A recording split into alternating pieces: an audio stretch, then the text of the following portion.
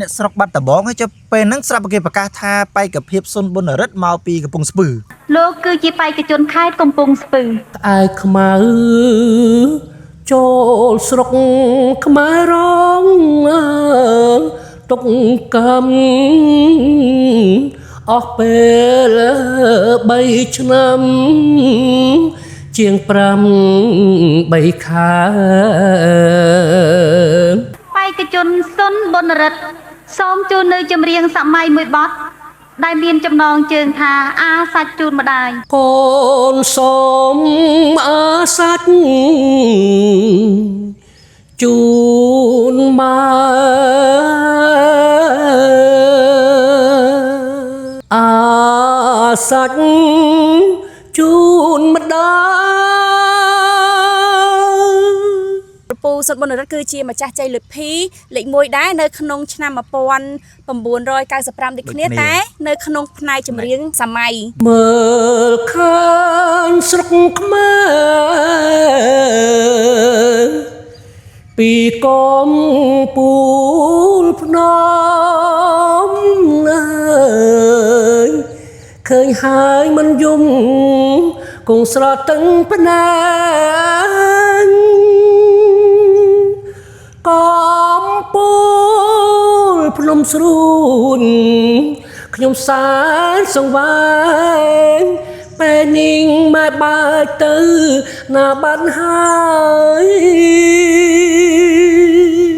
រកពៀនលោកពូឃើញពៀនកាន់ចែប៉ុណ្ណឹងបណ្ដាញគាត់ឈើអូដល់ពេលបានប្រកាសទីទឹកពោះធំមកអ្នកណាមិនយំណាយមិនយំហើយចងណាយខ្ញុំយំស្រឡងខានឃើញមុខម៉ែ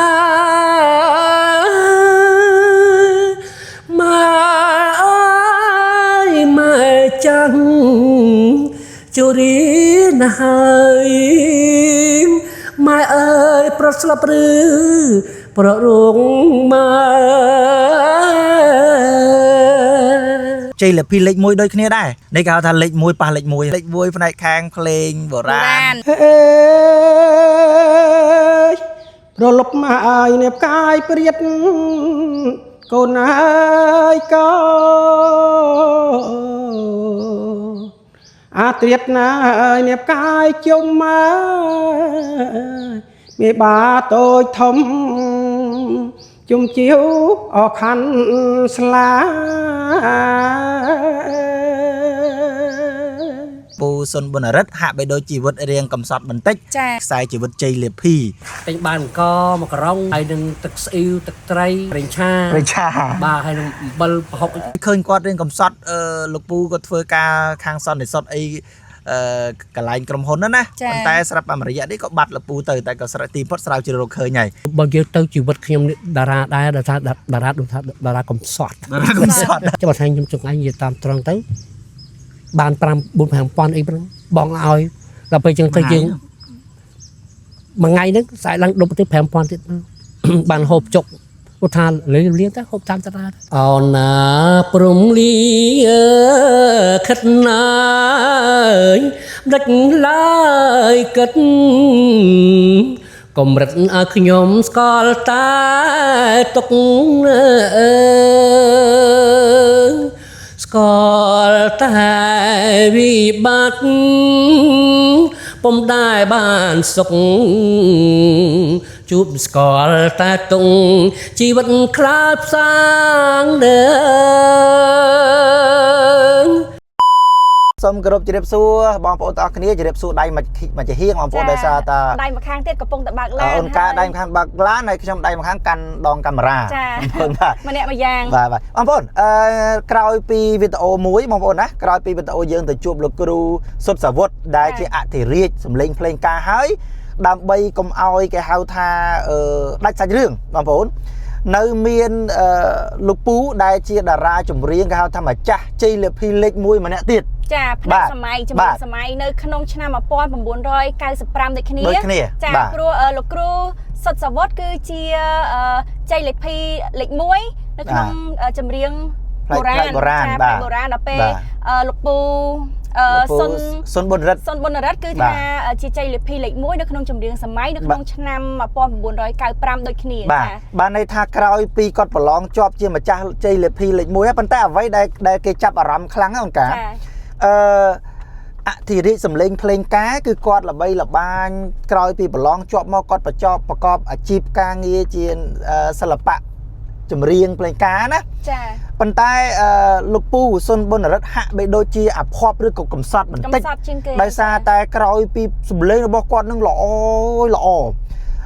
ប្រឡងជាប់ហើយស្រាប់តែស្ងាត់បាត់មកហើយក៏ជីវិតរបស់គាត់ក៏គេហៅថារស័ព្ទអណ្ដែតតែលតោខ្លះទៅធ្វើជា security សន្តិសុខឲ្យខាង KFC ខ្លះហើយដំណើរជីវិតគាត់គឺកំសត់ដែរបងប្អូនបាទម្ចាស់ជ័យលាភីដែលមានសម្លេងល្អប៉ុណ្ណឹងហើយគាត់បែរជារៀងកំសត់អញ្ចឹងទៅយើងក៏ចង់ដឹងថាតើនាពេលបច្ចុប្បន្ននេះជីវិតរបស់គាត់សុខទុក្ខយ៉ាងណាហ្នឹងណាយើងទៅនេះជាលក្ខណៈដែលថាសម្ភាសចង់ឲ្យបងប្អូនបានឃើញគាត់ផងហើយយើងនឹងសម្ភាសអំពីជីវិតប្រវត្តិរបស់គាត់លំបាកមិនឆ្លងកាត់តាំងពីដើមតាំងពីមុនប្រឡងក្រោយប្រឡងហើយនាពេលបច្ចុប្បន្នយ៉ាងម៉េចចឹងអូនកាចាបាទឥឡូវនេះយើងកំពុងតែធ្វើដំណើរទៅជួបលោកគ្រូលោកពូឯចាតែមុននឹងទៅផ្ទះគាត់គឺយើងចូលទៅដកលុយទុកជូនលោកពូទីសិនបាទអីបងប្អូនអញ្ចឹងដើម្បីមុននឹងចូលទៅជួបលោកពូសូមបងប្អូនជួយ Subscribe Channel អូនកា TV ម្នាក់មួយផងណាបាទដូចខ្ញុំជម្រាបពីខាងដើមអញ្ចឹងថានៅក្នុងការធ្វើដំណើរវិលកង់ទៅសម្ភាសពីមួយកន្លែងមួយទៅកន្លែងមួយហ្នឹងយើងអត់មាន sponsor ឯណាទេបងប្អូនហើយយើងចាយកប៉ាល់ខ្លួនឯងសុទ្ធសាធតែម្ដងទាំងថ្លៃសាំងទាំងការជូនសម្ភាសជាធម្មតាយើងជូនថវិកាគាត់តិចតួចតាមលទ្ធភាពចឹងណាបងប្អូនអញ្ចឹងអ្វីដែលយើងធ្វើគឺការធ្វើដោយក្តីស្រឡាញ់គឺថាចូលចិត្តផ្សព្វផ្សាយកន្លែងតំបន់ទេសចរក៏ដូចជាចង់ជួបអ្នកមានស្នាដៃដែលគាត់មានហើយយើងចង់សម្ភាសឲ្យដល់បងប្អូនបានឃើញចឹងណាបាទអញ្ចឹងបងប្អូនកុំភ្លេចណាជួយ Subscribe Channel អូនកាម្នាក់មួយផងហើយយើងនឹងចូលទៅជួបគ្នាថាតើដំណើរជីវិតរបស់លោកពូសុនបុណរិទ្ធដែលជាម្ចាស់ជ័យលាភីឆ្នាំ1995តើជីវិតរបស់គាត់កំសត់កម្រតស៊ូយ៉ាងណាសូមទៅទៀតចូលទៅវីដេអូពេញជាមួយគ្នាបាទថ្ងៃនេះគឺពិសេសទៀតហើយគឺយើងបានជួបជាមួយនឹងលោកពូចាជំរាបសួរលោកពូចាបន្ទាប់ពីយើងបានជួបជាមួយនឹងលោកគ្រូចាសុទ្ធសាវុធចាដែលជាអធិរាជភ្លេងការនៅក្នុងស្រុកខ្មែរយើងហ្មងសំឡេងល្អមែនតើដែលពីក្មេងមកយើងតែតែឮសំឡេងភ្លេងការរបស់គាត់ណាចាហើយលោកគ្រូសុទ្ធសាវុធគឺប្រឡងនៅក្នុងឆ្នាំ1995ផ្នែកចម្រៀងបុរាណចាហើយចំណែកឯលោកពូសុនបុណរិទ្ធចាលោកពូសុនបុណរិទ្ធគឺជាម្ចាស់ជ័យលាភីលេខ1ដែរនៅក្នុងឆ្នាំ1995ដូចគ្នាតែនៅក្នុងផ្នែកចម្រៀងសម័យដោយសារធ្វើវីដេអូនេះយើងត្រូវធ្វើប្រតិគ្នាមែនទេបាទតែថាប្រហែលថ្ងៃមុនយើងជួបលោកគ្រូហើយអញ្ចឹងនៅឡើយនៅក្នុងជ័យលាភីលេខ1ដូចគ្នាដែរណានេះគេហៅថាលេខ1ប៉ះលេខ1ហ្នឹងប៉ុន្តែលេខ1ខាងនោះគាត់លេខ1ផ្នែកខាងភ្លេងបុរាណហើយបន្ទាប់មក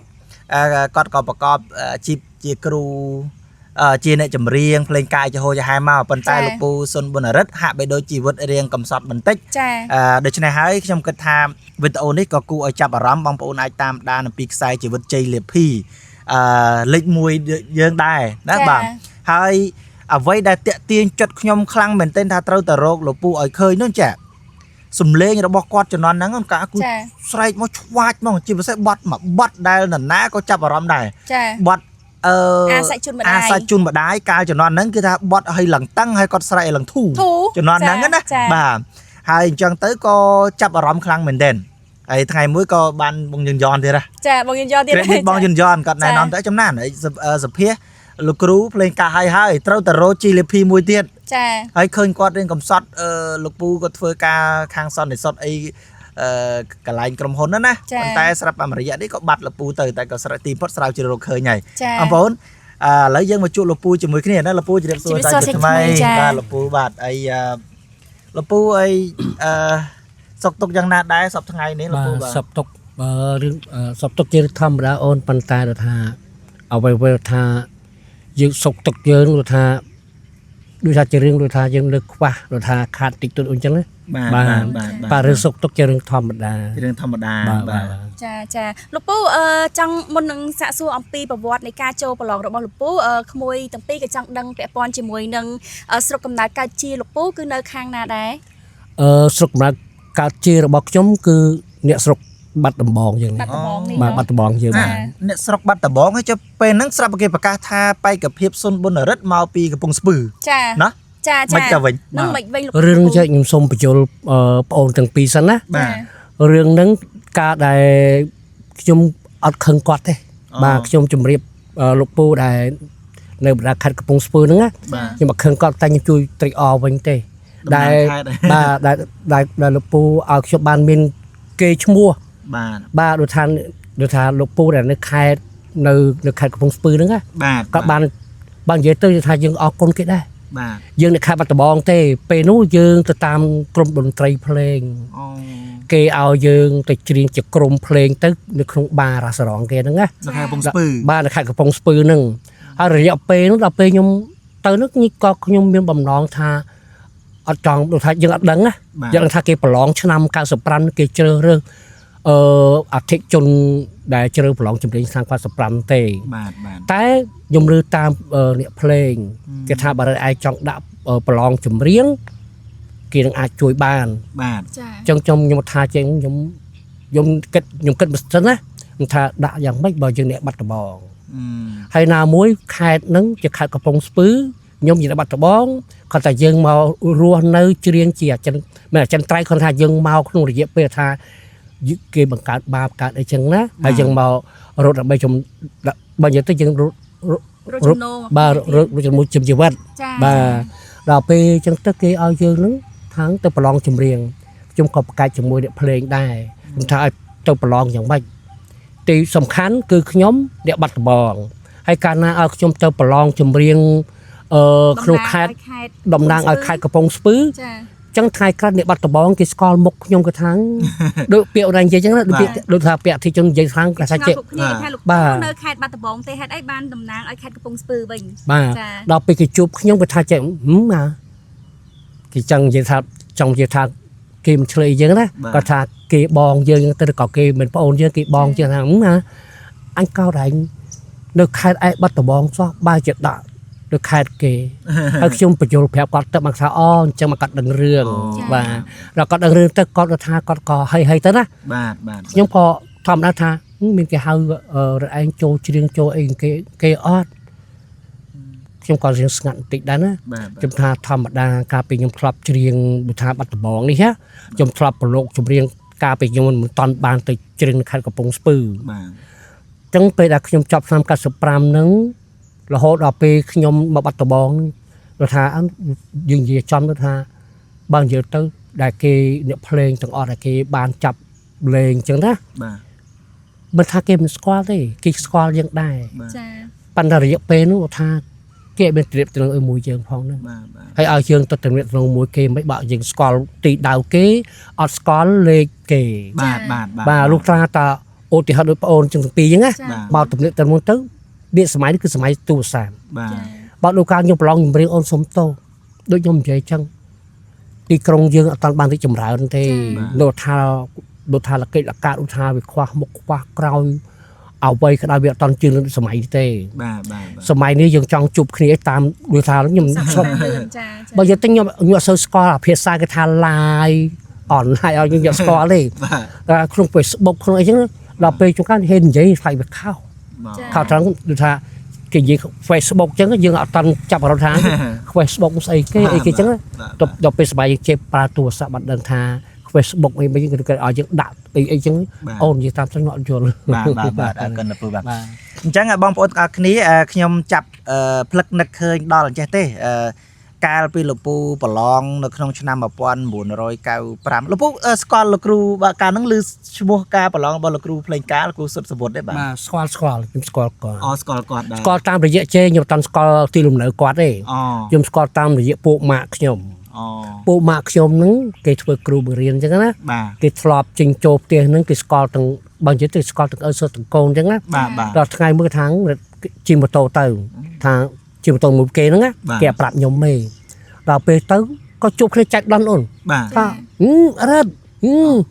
ប៉ុន្តែខ្ញុំភ្លេចឈ្មោះគាត់ណាបងជិះសួរអញ្ចឹងណាថាជិះសួរគាត់លេសគាត់សំណើមួយខ្ញុំអញ្ចឹងថាប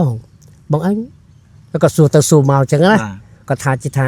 រត់អញចប់មួយទូទៀងប្រទេសមិនក៏រត់អញដូចគាត់ធ្វើគាត់និយាយថាគាត់ឆ្ងល់អញ្ចឹងណាថាគាត់ឆ្ងល់ក៏បានឬក៏គាត់មិនឆ្ងល់ក៏បានដែរគាត់ថាចេះរត់អញនេះបាត់ដបងទៅថាខ្ញុំបាត់ដបងទៅអញក៏បាត់ដបងហើយក៏បាត់ដបងហើយដល់ពេលទីផុតហើយខេតគេសោះ ណៃបាទអញ្ចឹងអូខេតោះយើងចាប់ផ្ដើមចូលទៅដល់គេហៅថា ប្រវត្តិ ជ័យលាភីលេខ1ដែរតែហាក់ដូចជារៀងកំសត់បន្តិចក៏ប៉ុន្តែបងប្អូន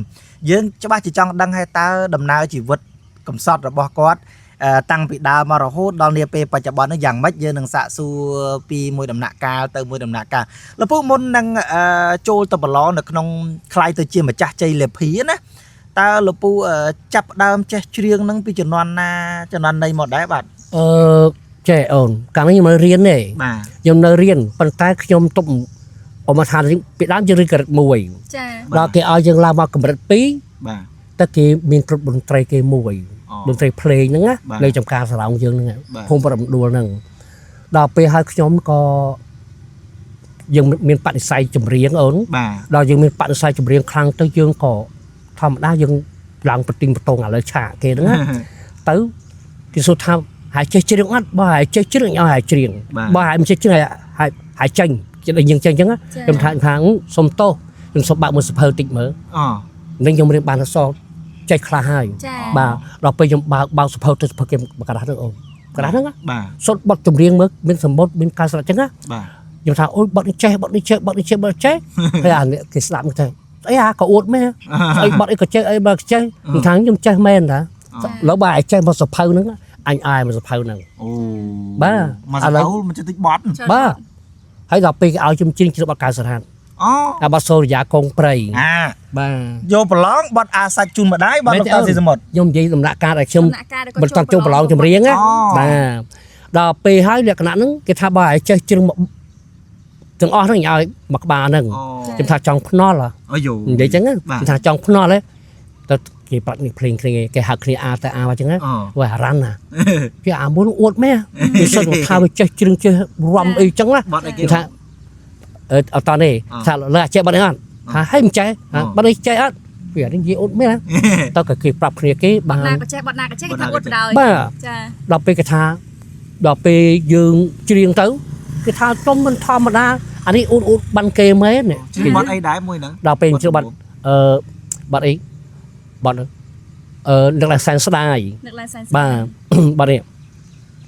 នឹកឡើងសែនស្ដាយស្ដាយធ្លាប់ស្មោះស្រឡាញ់បាត់អពីដួងចិនដាមិនដែលមានមក3ឆ្នាំប្រឆាអីលើស្រីចាឈ្មោះគេចោលបង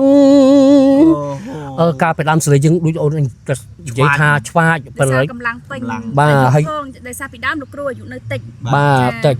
ដល់ពេលអូននិយាយចំទៅណាដល់ពេលជុំជុំពីមួយបត់ទៅមួយបត់ផ្អើដល់នាយកសាលា ដល់ផ្អើដល់នាយកសាលាគេថ្ងៃនោះថាគេមានធ្វើធីធំដុំទេគេខំតែសាកភ្លេងសាកអីដើម្បីឲ្យស្អែកឡើងគេសពោតថានាយកសាលាសានថាគាត់ដូចថាគេកលាំងសភៅគាត់អញ្ចឹងខ្ញុំអត់យល់ណា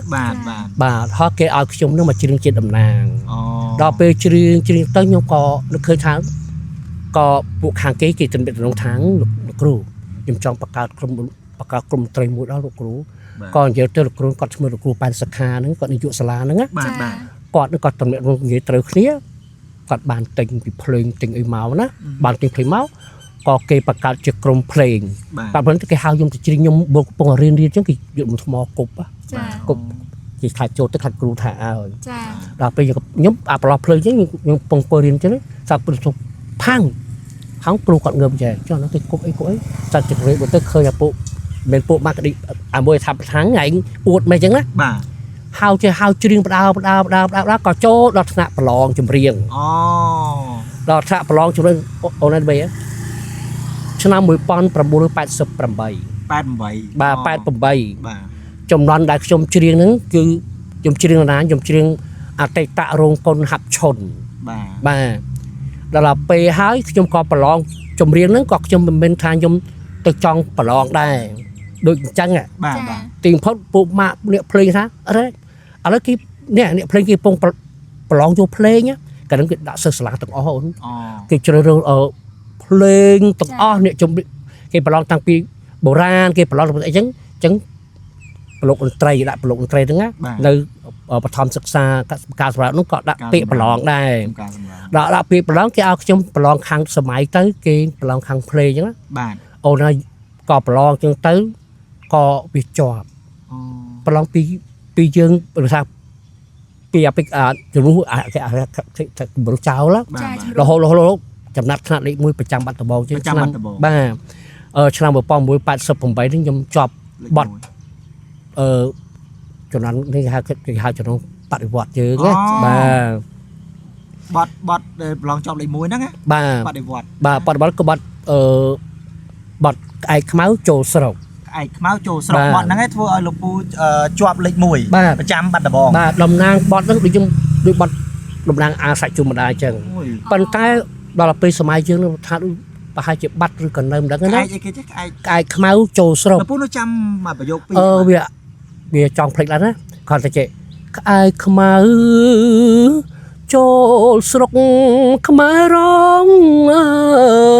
ទុកកំអស់ពេល3ឆ្នាំ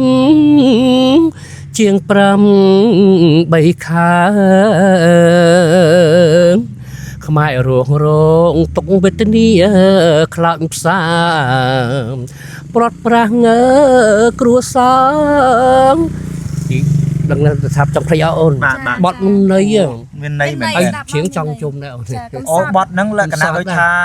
និយាយដុំនិយាយពីទុកសោកដែលខ្មែរក្រហមគេថាក្អែកខ្មៅហ្នឹងប្រហែលជាតំណាងឲ្យខ្មែរក៏ឈុតខ្មៅណាកាលនោះខ្ញុំនៅក្មេងតែខ្ញុំមិនដឹងណាអត់ដឹងថាពីចំនួន1ទៅពីចំនួន1ទេកើតឲ្យខ្ញុំម៉ែខ្ញុំប្រាប់ទេណាថាខ្ញុំនឹងកើតឆ្នាំ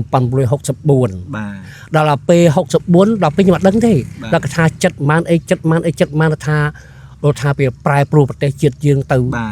តែចំនួនខ្មៅងឹតហ្នឹងណាអូនហើយក៏ខ្ញុំនៅក្មេងដែរអូនអត់តាន់ស្គាល់ថាអ្វីរាកជ្រៅអ្វីការសប្បាយអ្វីការអីទេប៉ុន្តែបើភ្លេចឡើងអូនហើយអត់ឃើញម្ដាយឪពុកទេសូម្បីតែបងប្អូនណាក៏អត់មានបានឃើញដែរងើបឡើងឃើញតែខ្លួនឯងនឹងងាកទៅងាកឆ្វេងស្ដាំឃើញតែមេឃហើយនឹងដីឃើញតកោឃើញចាស់ទុំដើមមួយកាន់ជាប់កាន់គីដល់ពេលអត់ឃើញម៉ែមិនមែនថាតបថ្ងៃហ្នឹងតលយប់ល្ងាចម៉ោង4ម៉ោង5បានឃើញម្ដាយមកឃើញតែអ្នកម្ដាយមកទេបាទដល់ឪពុកម្ដាយបងប្អូនអត់ជុំគ្នាទេអញ្ចឹងកាលនោះបងប្អូនខ្ញុំគាត់ពេញវ័យហើយក៏មិនទាន់ពេញវ័យប្រហែលទេក៏អមថាលើគាត់អាយុតបថា14 15ចុះបងស្រីខ្ញុំហ្នឹងគេយកទៅធ្វើចល័តធ្វើអីទៅក៏អត់ដែរឃើញអូនអើយមិនដឹងថាពេលសូជូងមើងឲ្យកាន់ចានទៅនោះអូនជុំកានអាព្រេកយើងទៅទុកចឹងហើយលើទូចំហើយទឹកភ្លុងមានអាលងក៏មានមកវិញក៏ហូបមកវិញច្អល់ពោះដេកចឹងទៅអូនអើយវាកំសត់ត្រង់ថាឥឡូវ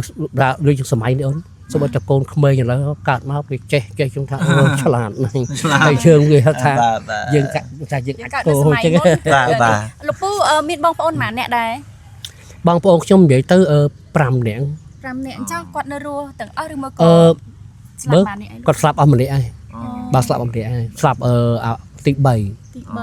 បាទស្លាប់ទី3ចាំនៅរស់4នាក់លោកពូនៅស្លាប់4នាក់ហ្នឹងហើយ4នាក់បាទអូខេបាទអញ្ចឹងលោកពូចេះខ្ញុំចាប់អារម្មណ៍ត្រង់លោកពូប្រឡងជាប់លេខ1តំណាងនៅប្រចាំខេត្តបាត់ដំបងដោយបត់អីក្អែកខ្មៅចូលស្រុកក្អែកខ្មៅចូលស្រុកហើយក៏ជីវិតក៏កំសត់វេទនាអញ្ចឹងទៅអូននិយាយកាត់តិចណាបាទដល់ពេលជំនាន់ហ្នឹងនៅទេនៅថានៅបដិវត្តយើងណាបើភាសាមុនគេហៅថាកុំនេះចឹងចា88ហ្នឹងណាដល់ពេលក្នុងឆ្នាំ88អូនអត់បានចប់វាថាខ្វះអត់មានកង់ជីហើយអត់បើនិយាយទៅកាលជំនាន់មានតេសេះស៊ីក្លូហ្នឹងហើយមានកង់ដែរបើយើងវាជីវិតយើងអ្នកក្រជំនាន់ហ្នឹងអ្នកមានហើយមានកង់អ្នកមានបាទអត់មានកង់មានជីណាបាទ tới coi dương niệm sập bát hà rất đại mà khơi thơ ca thơ nghe sao chúng thằng niệm cua ập hơi tôi nhung phong tân nhung ở bên ấy chi thế có lì mọt thế nè bà du khơi một nhung màu mà đo cái thằng ai ban anh lút đó bỏ ai màu tôi khỏi cua bị gì vô đó hay dân nơi riêng tiền đó là pe nhung chụp riêng nhung bà cho thơ ca sập bát ôn thật các bạn đó là pe du ở bên con chi đá đó kìm chặt hiền bà nhung anh dương bình rùa bay bà bình rùa thai chừng là chụp một hai chia mình làm một phay pram phay muối hai chia bảy buồn lập cho nó mày bà hai dương plong chùm riêng cho nó cái má đấy nhưng mà đứng như chạm khuôn dư thế đó đó là pe dương chương tới cái tạm chặt hiền chặt tới chặt trong ôn nhom bà chặt thưa hiền chặt bà chọc ôn nhom tới có ngày cài máu có đọc đồ thà dự mày như ơi còn tình dậy mẹ nè có mấy có khơi ôn cho màu bình giống nè rồi về ngày cào tiết đồ thà cái chặt dự đó chặt trường tới nhung thang nhung địa sập bạ tê thà bài sập bạ cho bên khơi bàn cái ở tục ở rừng rồi thà cái chặt cái tròn mấy cái dùng bàn cái kế đó bàn tay cái rừng nó bên giờ toàn bàn mà sập bạ cái toàn bọt tra ở dương nữa ôn hay đừng ở trên căn mấy thầy kia sòng con trên sập bạ đó bây giờ đã tới cái đỉnh chắp rút bập phật bập pin tới ăn bài ăn tất đấy lơ phong crom phong việt mau phong đó bây bong được khơi chân mày chơi tới ca rong chạ tới ca chỗ rong chạ cái chảo dương pi năm ôn trên pi ở ban thà sập bạ là một sợi một cái thế họ ban thà dương bị mini size pi dương ngay bàn tay đu thà mình ao pol dương thà dương thơ từ bị chết khao chứ á là hai sập bạ dương ở bù lên bao sinh nhật ca nó cho nó chế sập bạ bạn đôi cây pư sờ bài dương chưa luôn che mình tha dương rồi pan na thế pan ta sờ mai nó xem mà bắt tập bị sờ mai chỉ lia màu là hốt nam dương chung hốt toàn dương đại dương ban phải lòng tu tiên bật tê còn được bạc hạt này chân nhom trong vậy tha bài một pan buổi bài bày lâu đó nhom ta thưa ca rong cha đào pe tìm phốt cái hao tiếc ao trong đạn đồng nang phải lòng chùm riếng năm cao sập pì ba đào pe năm cao sập pì đó trong có tha chúng ta plong tệ cho hai đứa có cái chuyện sửa rồi luôn có đã tới plong tới trong chập lịch muối bà tới cái to bà tên để mê bị vô quá để mê bị vô cái to bà lại cầm cá còn to bà kia quạt tê tôi còn xua nhom còn xua thà rất cho nên cao spi ní hai tới lịch muối tháng nhầm đằng đá lịch muối lường bị bình mà đằng thế á tới cái phong bạc cây nhang nhang đó hơi cái thằng sồn po thị trôn mình thị trôn đại kỳ tạm đàn dương truyền nữa á đó là về sai tới cái thằng sồn bồn rất chẳng á kịp sai bên đó thằng bọc ôn tê mơ tu chân tê mơ ta chơi lịch phi lịch muối nó lẹ từ lời chua bọc cô nè ôn ai sồn bồn rất từng làm cao sấp pi đó cứ kịp prom từng nó khai bắt khai bong dương là hai ti phật tất cả cây xu lục cừu địa cừu cả tha chết đó cây tầm đàn ở sai mì sai vinh ở sai mì sai nứng cây plong đây bàn tay chọc rừng chọc đằng tê bàn tay sụp lên cây khoản bao đó tới này chỗ cả tha bà sân chia rất định mùi tiết bị tròn kia pe rồi dương bị làm một con bụi bát sụp bầm bay nứng dương chọc định mùi đòn hai phải chăm khai bắt bong chân làm cao sụp pi ní rất ao bị lệnh mùi tiết cứ im ảo lục cừu nó còn chứng là sầm bạch chứng ta xua nhom tham mình ấy thế đập cái vô kia bên vô này nó vô nhom này đầm đạn vành đầm đạn bên tay lệnh muối bàn từ lời kia đó bàn tay giống bàn từ mà tầm nang xa chưa riêng được thay chỉ cô là kia thế này và hai con giống bàn về tới đại dùng show start mới tới đại dục ball đại cái ao chừng lệnh mùi tiết nữa cứ thích chuẩn ba nhiều là trộm mưa đó cái tha xôn bông rệt bà đưa ra được cái phong spur chứ có tha bọc ôn tê mưa tới mà tụ cái thay dùng star pe chứ thay dùng star khuôn dương pe chứ càng nu mê ôn nhom rắn là luôn chùm riêng ôn chân loan đó á xong rồi cái chạ chùm riêng á nơi rồi là khao này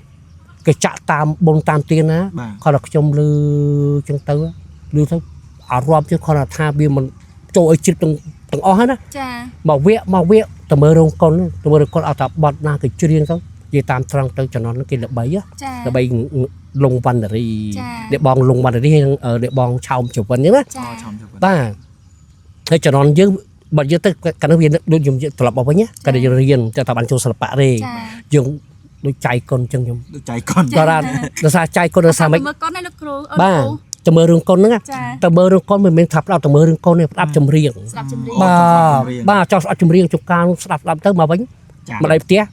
បាត់អីផ្ការៀងរស់រយរំហើយរដូវស្រនងដែលស្រ័យវាស្រូវបងហើយនៅពេលធ្លាប់ប្រណាំងថ្ងៃត្រង់ក្រលួនបងហួយពីលើចុងរៀងបាត់ហ្នឹងបាទដល់ពេលយើងស្ដាប់ទៅបវិ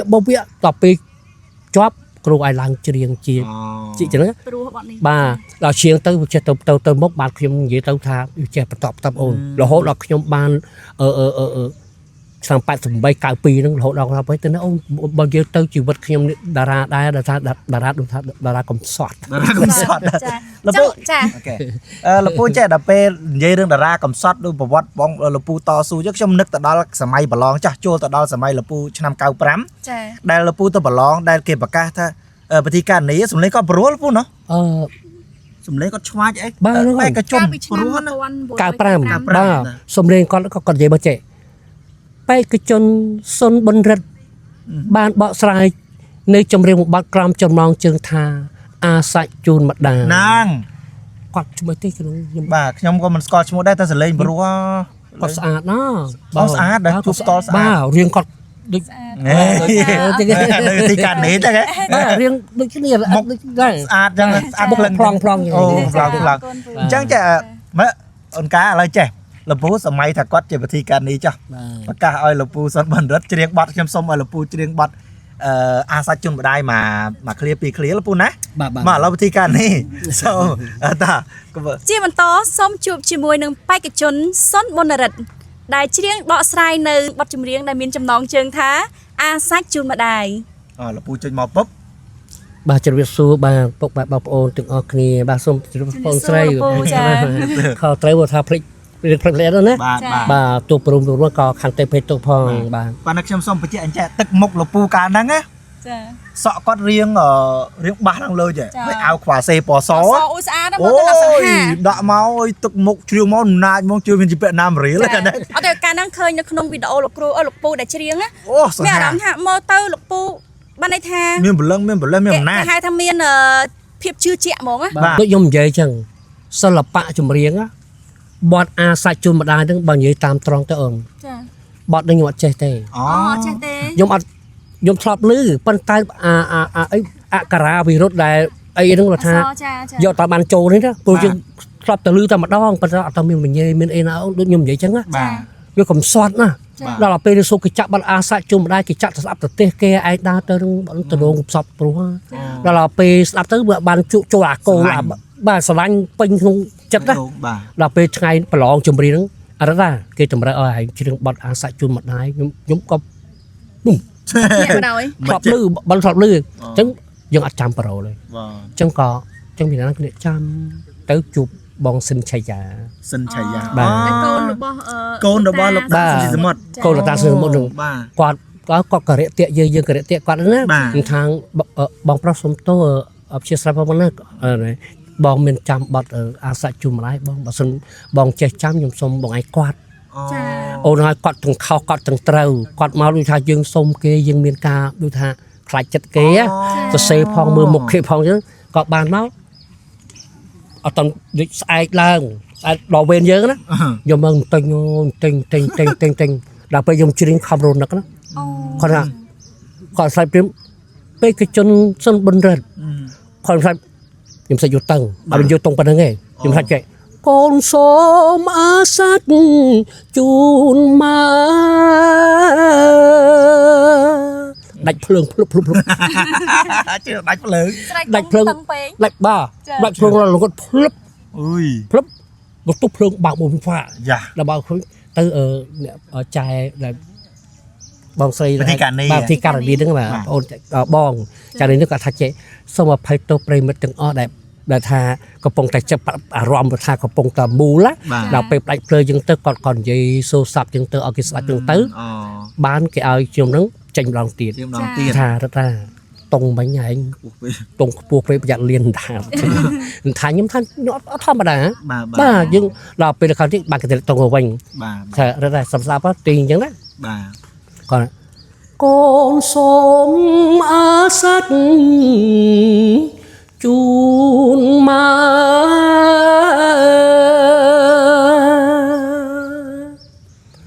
อาสัตจูนมาได้ก่อนเลิกเรียมดอก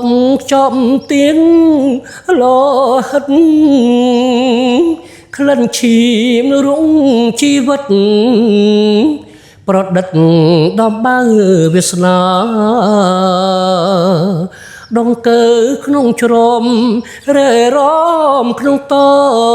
งโบพาลุงนิ่งขนกนิ่งกาสลาเพราะหาจุนมาเตียงอ้อมចាស្ដាប់ទៅចូលអារម្មណ៍កំសត់ចង់ចេញតែភ្នែកតាមនេះចូលដល់តង់ទីប៉ុន្មានតង់ទីតុងជំរាបទីវាមានប្រហែលឃ្លីនៅវគ្គទីប៉ុន្មានវគ្គទី1ទី1បាទវគ្គទី2បាត់អាសាច់ជុំម្ដាយហ្នឹងណាខ្ញុំជម្រាបបងអូនទាំងពីរចំណាបាត់ហ្នឹងដែលបាត់ខ្ញុំប្រឡងមែនតើណាបាត់ប្រឡងមែនតើគឺបាត់កំពូភ្នំស្រួចបាត់កំពូភ្នំស្រួចហ្នឹងខ្ញុំក៏អត់សូវចេះទៀតសុទ្ធតែបាត់ខ្ញុំអត់ចេះទាំងអស់អត់ចាំទាំងអស់ហើយដែលគេឲ្យសភៅប្រូមួយខ្មោចដល់ងាប់ទៅហ្នឹងដែលគេថាថ្ងៃចេះជ្រឹងអីឲ្យធ្វើទាំងហ្នឹងគេអត់ងាប់គ្នារស់គ្នាខំប្រឹងគាត់ឲ្យបាត់នឹងឲ្យទៅចាំអានឹងទៅចាំទៅវាថាចេះនេះបាត់នេះឲ្យប្រូយកមកហើយបាត់ហ្នឹងធំចូលចិត្តហ្នឹងបាត់ហ្នឹងបាត់លុយបាត់កាក់ចឹងណាបាត់កំពូភ្នំស្រួចបាទដល់គេថាបាត់ហ្នឹងបាត់អ្នកធំនេះឲ្យជំទាវគាត់ចូលចិត្តចឹងណាបាទថាចេះខ្ញុំថាតែនេះបើយកទៅជិះមានលងងដែរដល់ពេលគេឲ្យប្រូមកយើងមើលទៅដូចថាអារម្មណ៍យើងដួតខ្លាំងណាបាទក៏ដាក់ពឹបកពូភ្នំស្រួចហ្នឹងដល់ប្រឡងអាកពូភ្នំស្រួចដល់ពេលចប់ហើយដល់ពេលបាត់ឃើញចេញទេចេញទៅបាត់អាសាជុំអញ្ចឹងបានន័យថាបាត់ប្រឡងបានបាត់លពូកាលហ្នឹងប្រឡងជំរឿបើខ្ញុំនិយាយទៅបាត់អីទាំងស្នាមពេភ្នំ1ទាំងស្នាមពេភ្នំ1ទាំងស្នាមពេភ្នំនឹង1និងបាត់កពូភ្នំស្រួច2អាសាជុំដែរ3បាទបាទលពូកន្លែងអាសាជុំដែរមិនខ្ញុំមិនតន់អស់ចិត្តដូចខ្ញុំនៅថាដូចនៅអត់តន់ជ្រះកន្លែងណាស្អីស្ពានដាក់ក្រយនោះចឹងអាចសុំលពូបកស្រាយបានមកចប់ហ្មងបាទខ្ញុំដូចស្រឡាញ់សលេងលពូមែនទេចាអញ្ចឹងសុំពីដើមរហូតដល់ចប់ហ្មងលពូណាបាទសុំម្ដងទៀតណាលពូណាហើយបងប្អូនចេះខ្ញុំជម្រាបចេះលពូសំលេងរបស់គាត់ប៉ាល់ពីជំនាន់នោះវាខុសពីឥឡូវ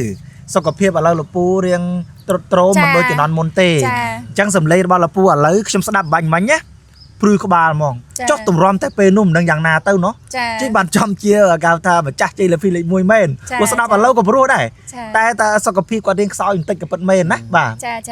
អញ្ចឹងលោកពូនេះខ្ញុំរាប់ជូនបាទ1 2 3កូនសូមអាសាច់ជូនមក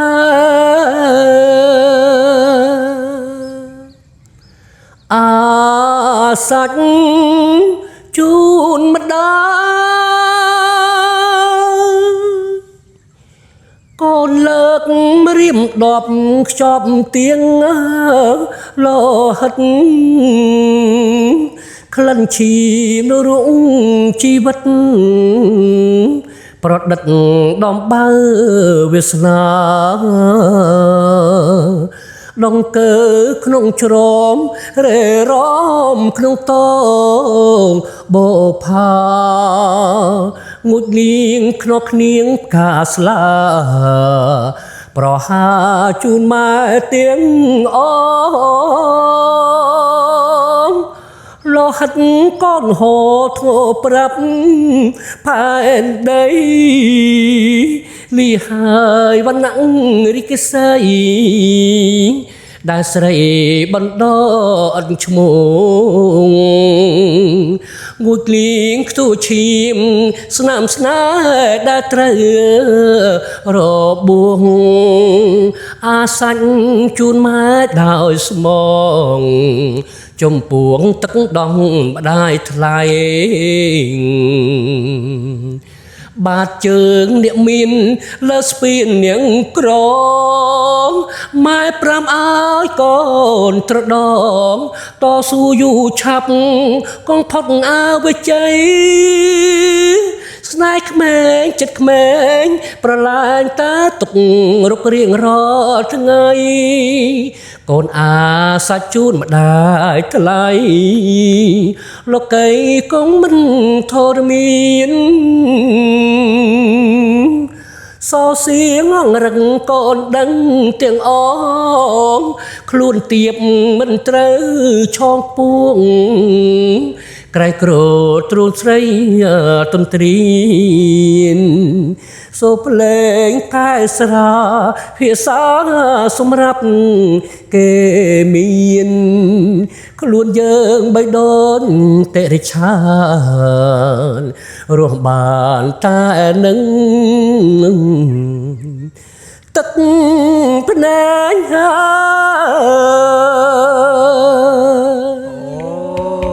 យចាដាក់មកចប់ចិត្តមិនដឹងតើអាយយ ស្ដាប់តអញ្ចេះហ่าព្រោះប៉ុណ្ណឹងឯងហេសំខាន់ឥឡូវលោកពូមានអាយុច្រើនជាងមុនមិនដឹងថាការដែលលោកពូការនៅក្មេងពេលដែលកំឡុងពេលប្រឡងមិនដឹងថាលោកពូជ្រៀងព្រោះប៉ុណ្ណាទេកំឡុងពេលហ្នឹងអ្នកដែលស្ដាប់ផ្ទាល់ជឿជាក់ថាកំពុងតែព្រឺសបល់មកព្រោះដូចគេចេះរលកសំឡេងរបស់គាត់ណាស្ដាប់មកដូចរៀងយំរៀងកំសត់ទៅតាមរលកចាសម្រាប់នេះខ្ញុំពេលដែលស្ដាប់ផ្ទាល់មានអារម្មណ៍ថាកំសត់តាមចង់ចូលតួឬចង់ឲ្យលិញអលងហ្នឹងហើយប៉ុន្តែតាមភាសាលពូមកថាបត់អាសាច់ជូនម្ដាយនេះមិនមែនជាបត់ដែលគាត់ត្រូវមាន3បត់ចាអាសាច់ជុំដែរនោះប៉ុន្តែបត់មួយទៀតក៏បត់កំពូលភ្នំស្រួចបត់ហ្នឹងអូនកាខ្ញុំដឹងក្តីឡើងខ្ញុំលើសូបត់ហ្នឹងហើយខ្ញុំឃើញរូបតាហ៊ានចាឃើញរូបតាហ៊ានគាត់ចូលក្រោមផ្ទះមកគាត់មើលអីមកជាងបត់ហ្នឹងប៉ុន្តែខ្ញុំក៏ខានបានស្ដាប់ទៀតទៅហើយលពូលើកបត់នឹកបត់ហ្នឹងមិនដែរលពូប្រឡងយកទៅប្រឡងកាត់ហ្នឹងបត់ហ្នឹងគេសួរខ្ញុំដែរអូនសួរថាបត់ហ្នឹងអូនឯងបានពីណាមកខ្ញុំថាខ្ញុំអត់ដឹងទេបត់ហ្នឹងតាំងកពិតទៅគឺបត់កំពូលភ្នំស្រួចហ្នឹងគឺបត់ហ្នឹងពួកម៉ាក់ខ្ញុំគេឲ្យមកខ្ញុំទេបាទប៉ុន្តែដល់ពេលខ្ញុំទៅជួបគេផ្ទាល់គេដែលគេស្គាល់ដែលអ្នកច្រៀងហ្នឹងណាគឺអីគីងកុងហានមិនចឹងអ្នកច្រៀងពីដើមអ្នកច្រៀងបងប្រុសគាត់ច្រៀងហ្នឹងគាត់ច្រៀងជំរុំ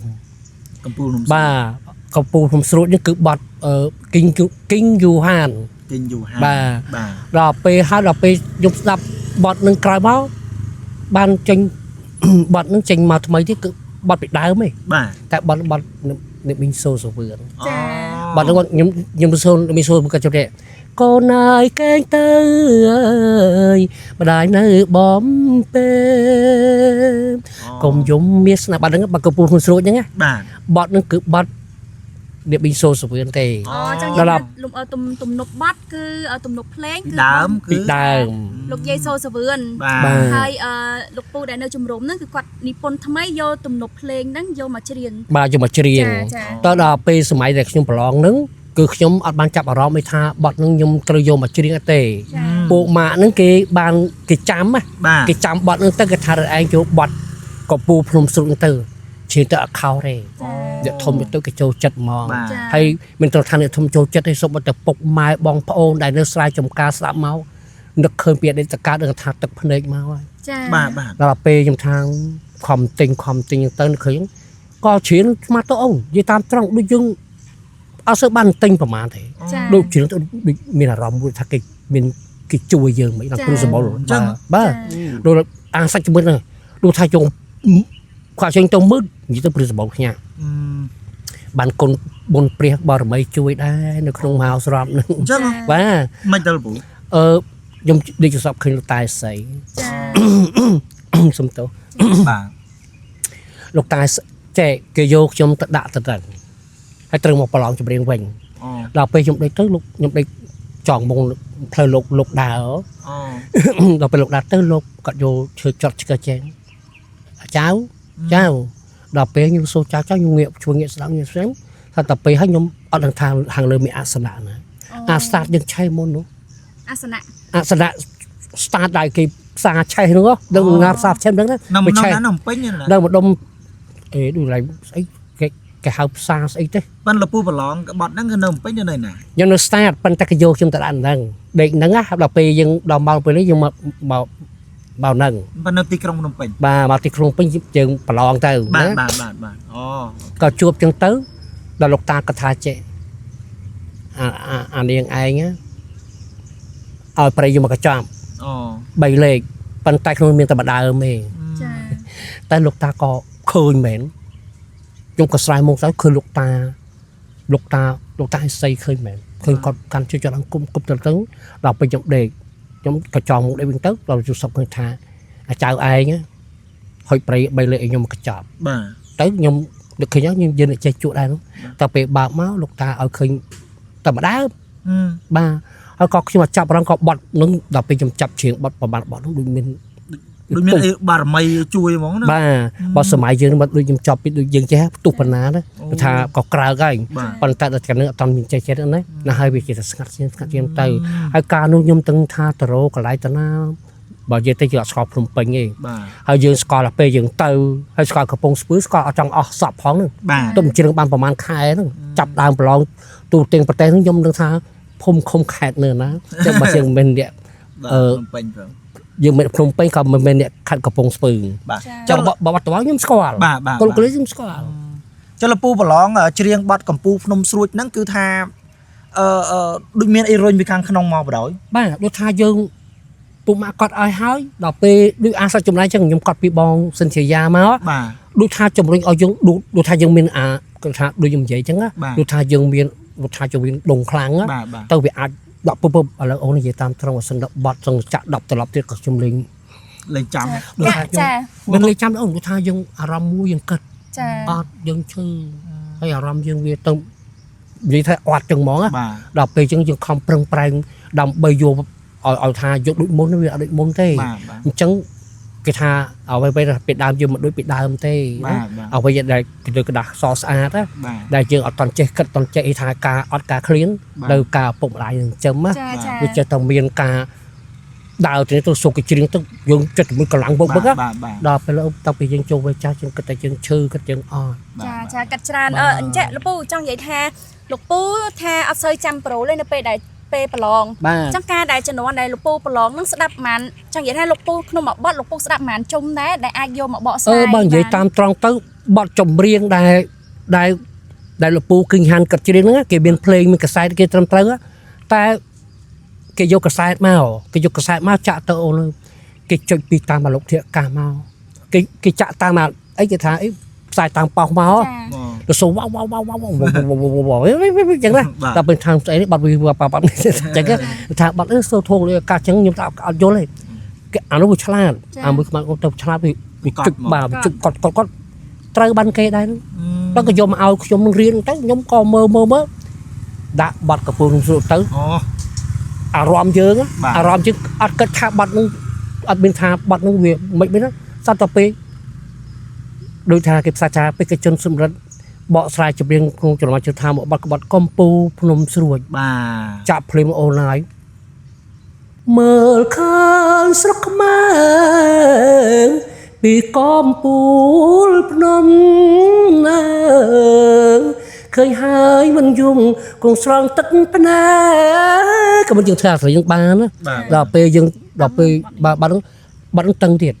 បាទតឹងខ្លាំងខ្ញុំគាត់បើឃើញស្រុកខ្មែរអញ្ចឹងអាស្រួយយើងខំធ្វើអាផ្្លត់មិនចឹងបាទឲ្យដូចគេអញ្ចឹងវាមិនបានដូចគេទេគាត់ថាយើងវាខ្លាំងកាលនោះជាទៅខ្ញុំគិតថាចេះចប់ក៏ចូលមិនចប់ក៏ចូលអត់ខ្វល់គិតតែចាប់ឆាយកអញ្ចឹង កាលហ្នឹងលពូក៏ហុំអីច្រៀងបានណាលពូណោះ បាទ បត់កម្ពូភ្នំស្រួច បាទ ចាអញ្ចឹងឥឡូវអាចនឹងបកស្រាយបានដល់ចប់ឯលោកពូ បានដែរ បាទតាមដែលអាចលទ្ធភាពចុះបងប្អូននៅសំឡេងលពូមិនដូចមុនទេតែ សុខភាពបញ្ហា បាទតែលពូចង់ឲ្យលពូគាត់បកស្រាយជាគេហៅថាជាទីសន្តាប់ ចាចា ហើយពេលរស់មិនបរោះគឺថាឲ្យសំឡេងបលពូឲ្យប្រៀបដូចមុនហ្នឹងក៏មិនអាចទេក៏ប៉ុន្តែនៅតែបរោះ ចា ចាបងប្អូនតើឥឡូវសាក់សូមឲ្យលពូច្រៀងបទកម្ពុជាភ្នំស្រួចមកដល់មកបទទៀតបាទអូខេបាទ មើលខានស្រុកខ្មែរពីកុំពូលភ្នំហើយឃើញហើយមិនយំគង់ស្រតឹងភ្នែកកំពូលភ្នំស្រួនខ្ញុំសានសង្វាយពេលនាងម៉ែបើទៅណាបាត់ហើយតូនយំល្វើយល្វើយម៉ែអើយកូនប្រត់ណែខានឃើញមុខមនខានស្ដាំសពដៃប្រត់ម៉ែ3ឆ្នាំរលឹកស្ទើរខ្សែក៏លូនកាត់ប្រេដាបីទៅជួងម៉ែក៏លូនដល់ទៀងហៅម៉ែតិចតិចអើយក្រោមភ្លៀងស្រេចស្រេចមិនមិនឃើញម៉ែពុតថោផ្ទះខ្ញុំគ្មានសល់អ្វីទេប្រត់រុំអ្នកបដាយទៅណាបានហើយអ្នកណាមិនយំណាយមិនយំហើយចងណាយខ្ញុំយំស្រឡំខានឃើញមុខម៉ែម៉ែអើយម៉ែចាំជរីណាហើយម៉ែអើយប្រត់ស្លាប់ឬប្រត់រងម៉ែចាព្រោះណាស្ដាប់ទៅចង់និយាយថាសំឡេងលោកពូគឺពោពេញទៅដោយមโนសញ្ចេតនាខ្លាំងហ្មងទុកសោកកំសត់ណា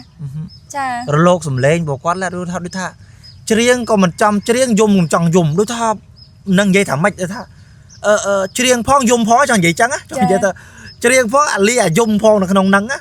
អឿនសំឡេងរបស់គាត់ហ្នឹងអូយបរោះមែនទេមកកំសត់លោកពូច្រៀងព្រោះអញ្ចឹងអត់ទាន់បានដឹងថាលោកពូពីក្មេងមកដែលមានការវឹកហាត់ពីគ្រូណាទេឬមួយក៏អត់ដែរទេលោកពូនេះខ្ញុំនិយាយលក្ខណៈថាយើងតាមត្រង់ណាក្មួយទាំងពីរតាំងកពិតខ្ញុំយើងអត់មានតាមមានគ្រូថាតាមមានគ្រូលាក់ពុតហាត់ពុតយើងទេគាត់ថាដូចខ្ញុំដូចថាពូនិយាយចឹងថាលក្ខណៈដែលខ្ញុំនឹងគ្រូមានហើយបាទគ្រូយើងដូចថាតាមកសែតតាមអីចឹងណាដូចយើងស្ដាប់លោកអធិរិសម្លេងម្ចាស់សម្លេងដូចជាលោកអធិរិបាទសិនស៊ីសមុទ្រគាត់ធ្វើមិនយើងធ្វើមិនយើងធ្វើប៉ុន្តែយើងមិនបានប្រហែលគាត់ទេប៉ុន្តែគាត់ថាយើងអាចស្ដាប់សូស៊ីគាត់ច្រៀងទៅកន្លែងណាយើងធ្វើមិនកើតអានេះតាមតាណាសិនណាបាទដល់ពេលក្រោយមកយើងស្ដាប់លោកកែវសារ៉ាត់អីចឹងគាត់ធ្វើសម្លេងមិនយើងស្ដាប់តាមគាត់ទៅតែឲ្យមានគ្រូបាអាចារ្យណាដែលថាគាត់មករៀនផ្ទាល់អត់ដែរទេរៀនផ្ទាល់ឬក៏គាត់ចង់ថាពេលយើងអបចេះឬក៏ឡើងចោលឡើងចេះគេថាបង្វឹកឲ្យយើងបានខ្លាំងណាអានោះអត់មានទេគឺបានរៀនដោយថាលោកពូស្ដាប់លោកតាសិនស៊ីសមុទ្រទៅក៏ព្យាយាមរៀនតាមលោកតាកែវសារ៉ាត់ក៏ព្យាយាមរៀនតាមទៅអញ្ចឹងណាបើនិយាយទៅអត់សិល្បៈរៀមច្បងណាបាទមិនថាលោកពូម្ចាស់អធិរិដូចជាសិបណាឲ្យតាសម្លេងគាត់ថាដាក់មកយើងត្រូវស្រឡាញ់បត់គាត់យើងចាប់ចូលបានភ្លាមចុះបានភ្លាមនិយាយរឿងលោកតាកែវសារ៉ាត់ខ្ញុំចាប់អារម្មណ៍ត្រង់អីបត់នេះអូនកាក៏ចូលចិត្តស្ដាប់ដែរមិនដឹងតែលោកពូចាតាមស្ដាប់លោកពូបកស្រាយមិញណាលោកពូមានចាំឃ្លាហ្នឹងហ៎បត់ចាំតែចាំដល់ចាប់ឯលោកពូប្រហែលបានប៉ុណ្ណាបានប៉ុណ្ណឹងប៉ុន្តែដោយសារបត់ហ្នឹងចេះលោកពូសាទឹកសិនឬក៏មិនអាចនិយាយបានខ្ញុំនិយាយលេងទៅចាស់លោកពូសាទឹកសិនបងប្អូនបទចម្រៀងលោកតាកែវសារ៉ាត់បទសូរិយាកងព្រៃអីហ្នឹងឧតកាគាត់ចូលចិត្តស្ដាប់តាមឡានអីក៏ចូលចិត្តស្ដាប់ ហើយចូលស្ដាប់បងយិនយ៉នច្រៀងដែរ យន្តយ៉នបងយន្តយ៉នណាក៏ដែលគេថាហៅគាត់ ដាក់មកកៅស្រៈ ល ទី ពូតប 2 លឺឈ្មោះឬក៏ស្គាល់បងយន្តយ៉នគេរហ័សនាមគាត់ក៏អត់បានមើល Facebook នឹងមកបានទៅកៅសារ៉ាត់ទី2យន្តយ៉ន តែគាត់សក់វែង អត់តែសម័យក្រោយ សក់វែងសម័យក្រោយទេប៉ុន្តែបើថាលពូគាត់អត់ប្រើ Facebook ចា YouTube បើនិយាយសុំតោកដែរខ្ញុំមិនសូវជាបានទៅថាបើយើងអត់ដែរបានទៅរៀបជាមួយគ្នាផង បាទបាទ គឺថាយើងធ្លាប់ដូចថាលឺយន្តចរដូចថាវាលៀងដែរប៉ុន្តែដូចថាយើងអត់បានដូចថាដូចល្បីអញ្ចឹងណាយើងមិនថាមិនជាអាចចាប់តែល្បីយកមកធ្វើជាគោលមែនទេនេះដល់ថាគេល្បីមួយមកផ្នែកអញ្ចឹងណាអូនយើងក៏អរគុណថាគេបានច្រៀងល្បីអញ្ចឹងណា បងយន្តយ៉នចាបងលពូបងយន្តយ៉នគាត់គឺអ្នកចម្រៀងចំនួនក្រោយនេះទេតែសំឡេងរបស់គាត់ល្បីច្រៀងបទហ្នឹងសូរិយាកងប្រៃហ្នឹងស្តៀងលោកតាកែវសារ៉ាត់គេហៅគាត់ថាសនាមកែវសារ៉ាត់ទី2ក៏ប៉ុន្តែក៏អរគុណបងដែរដែលសារអញ្ចេះទេគាត់ប្រាប់ខ្ញុំខ្ញុំថាដូចខ្ញុំជម្រាបពីខាងដើមអញ្ចឹងលពូថាជួបលោកគ្រូសុទ្ធសវុតហើយគឺត្រូវតែមកជួបលោកពូសុនប៊ុនរិទ្ធព្រោះគាត់ក៏ជាជ័យលាភីដែរអញ្ចឹងផ្នែកចម្រៀងសម័យផ្នែកចម្រៀងបុរាណ អញ្ចឹងគាត់ក៏ព្យាយាមណាស់គាត់ព្យាយាមខ្នះខ្នែងរកលេខទូរស័ព្ទរកអីឲ្យខ្ញុំហើយគាត់ក៏អូនៅបាត់ដំបងរក KFC បងយន្តយ៉ននឹងឯងគាត់ចង់ឲ្យខ្ញុំមកជួបលោកពូតលបានអញ្ចឹងចេះជាការឆ្លើយតបមួយហាក់ដូចជាការប្រស្រ័យតាក់ទងលោកពូដូចអង់គ្លេសគាត់ say hello ទៅកាន់បងយន្តយ៉នតាមរយៈបទចម្រៀងចាអញ្ចឹងសូមឲ្យលោកពូជួយបទកៅសារ៉ាត់កងព្រៃសូរិយាកងព្រៃណាបានបណ្ណាយកប៉ុណ្ណឹងហើយសូមលោកពូបកស្រាយដូចតទៅបាទសូរិយាកងព្រៃរយងរងំរំដំព្រឹកសខ្ញុំលើងកាណាក្នុងអារាស្ទើអូនណែនយើងរត់ការដែលកាន់ព្រៃឆ្លងដែនរាប់រយសាយបាត់បែនសាងវាសនាថ្មីជំរំអ៊ីដាងស្រុកថៃដែលយើងធ្លាប់ផ្ញើជីវិតអូនបងស្នេហ៍ពិតហ៊ានស្បត់ស្ដាយដូចជីវីយើងរកក្រោមព្រមគុំសាទាំងពីរគេកាយធរនីដៃបងជាកណ្ដាយអាមេរិកដៃថ្មីស្រីក្បន់ស្នេហាអោក៏និថាចោលបងហើយអរចំញៀនមិនពិតជាបានដល់ត្រូវកុំចោលចាណាកែអើយនឹកឃើញផងដីថ្មីស្រីអើយក៏មកបំព្រិញដីចាំងល្អច្រើននឹកឃើញផងខាងកើតធ្លាប់ជួយស្ងួនក្នុងពេលផ្សង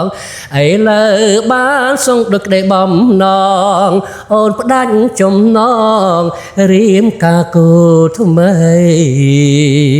អេយដូចខ្ញុំនិយាយថាលពូមិនមែនដូចគាត់ចិត្តអួតទេកាន់គាត់មិនប្រកែកជាមួយអ្នកភ្លេងណាថាបត់អីគាត់ចេះណាចាបត់កៅសារ៉ាត់ដូចតែថតនេះប្រហែលបត់នៅក្នុងសភៅណាគាត់ពិតជាចេះមែនបើសិនជាអត់ចេះមែនមិនមែនសុំឲ្យច្រៀងភ្លាមច្រៀងបានប៉ុណ្ណឹងភ្លាមឯនេះអត់មានបានរៀបរាប់គម្រោងអីទុកមុនណាបងប្អូនគឺនឹកឃើញគឺសុំឲ្យគាត់ច្រៀងភ្លាមតែម្ដងអញ្ចឹងមកថាអូយមិនដែរអត់តាពីរោះមួយបែបគាត់ថាបើសម្រាប់ខ្ញុំនេះខ្ញុំចូលចិត្តលោកពូបកស្រាយជាមួយបទចម្រៀងបែបកំសត់គឺថាត្រូវអារម្មណ៍លោកពូហ្មងហ្នឹងហើយដូចថាតែថាដាក់មកគឺមនោសញ្ចេតនាយំគេហៅថាកន្លែងកលុកកលាក់អឿនអនកន្លែងចុងកតុយកំសត់ហ្មងបានចេះលោកពូគាត់ថាចេះគាត់ជ័យលិភីដែរតែដូចជាកំសត់មកគាត់មែនគាត់តែកំសត់បើនិយាយទៅជាកំសត់តាំងពីយើងដូចថាចង់និយាយសម្ដៅថាយើងបាន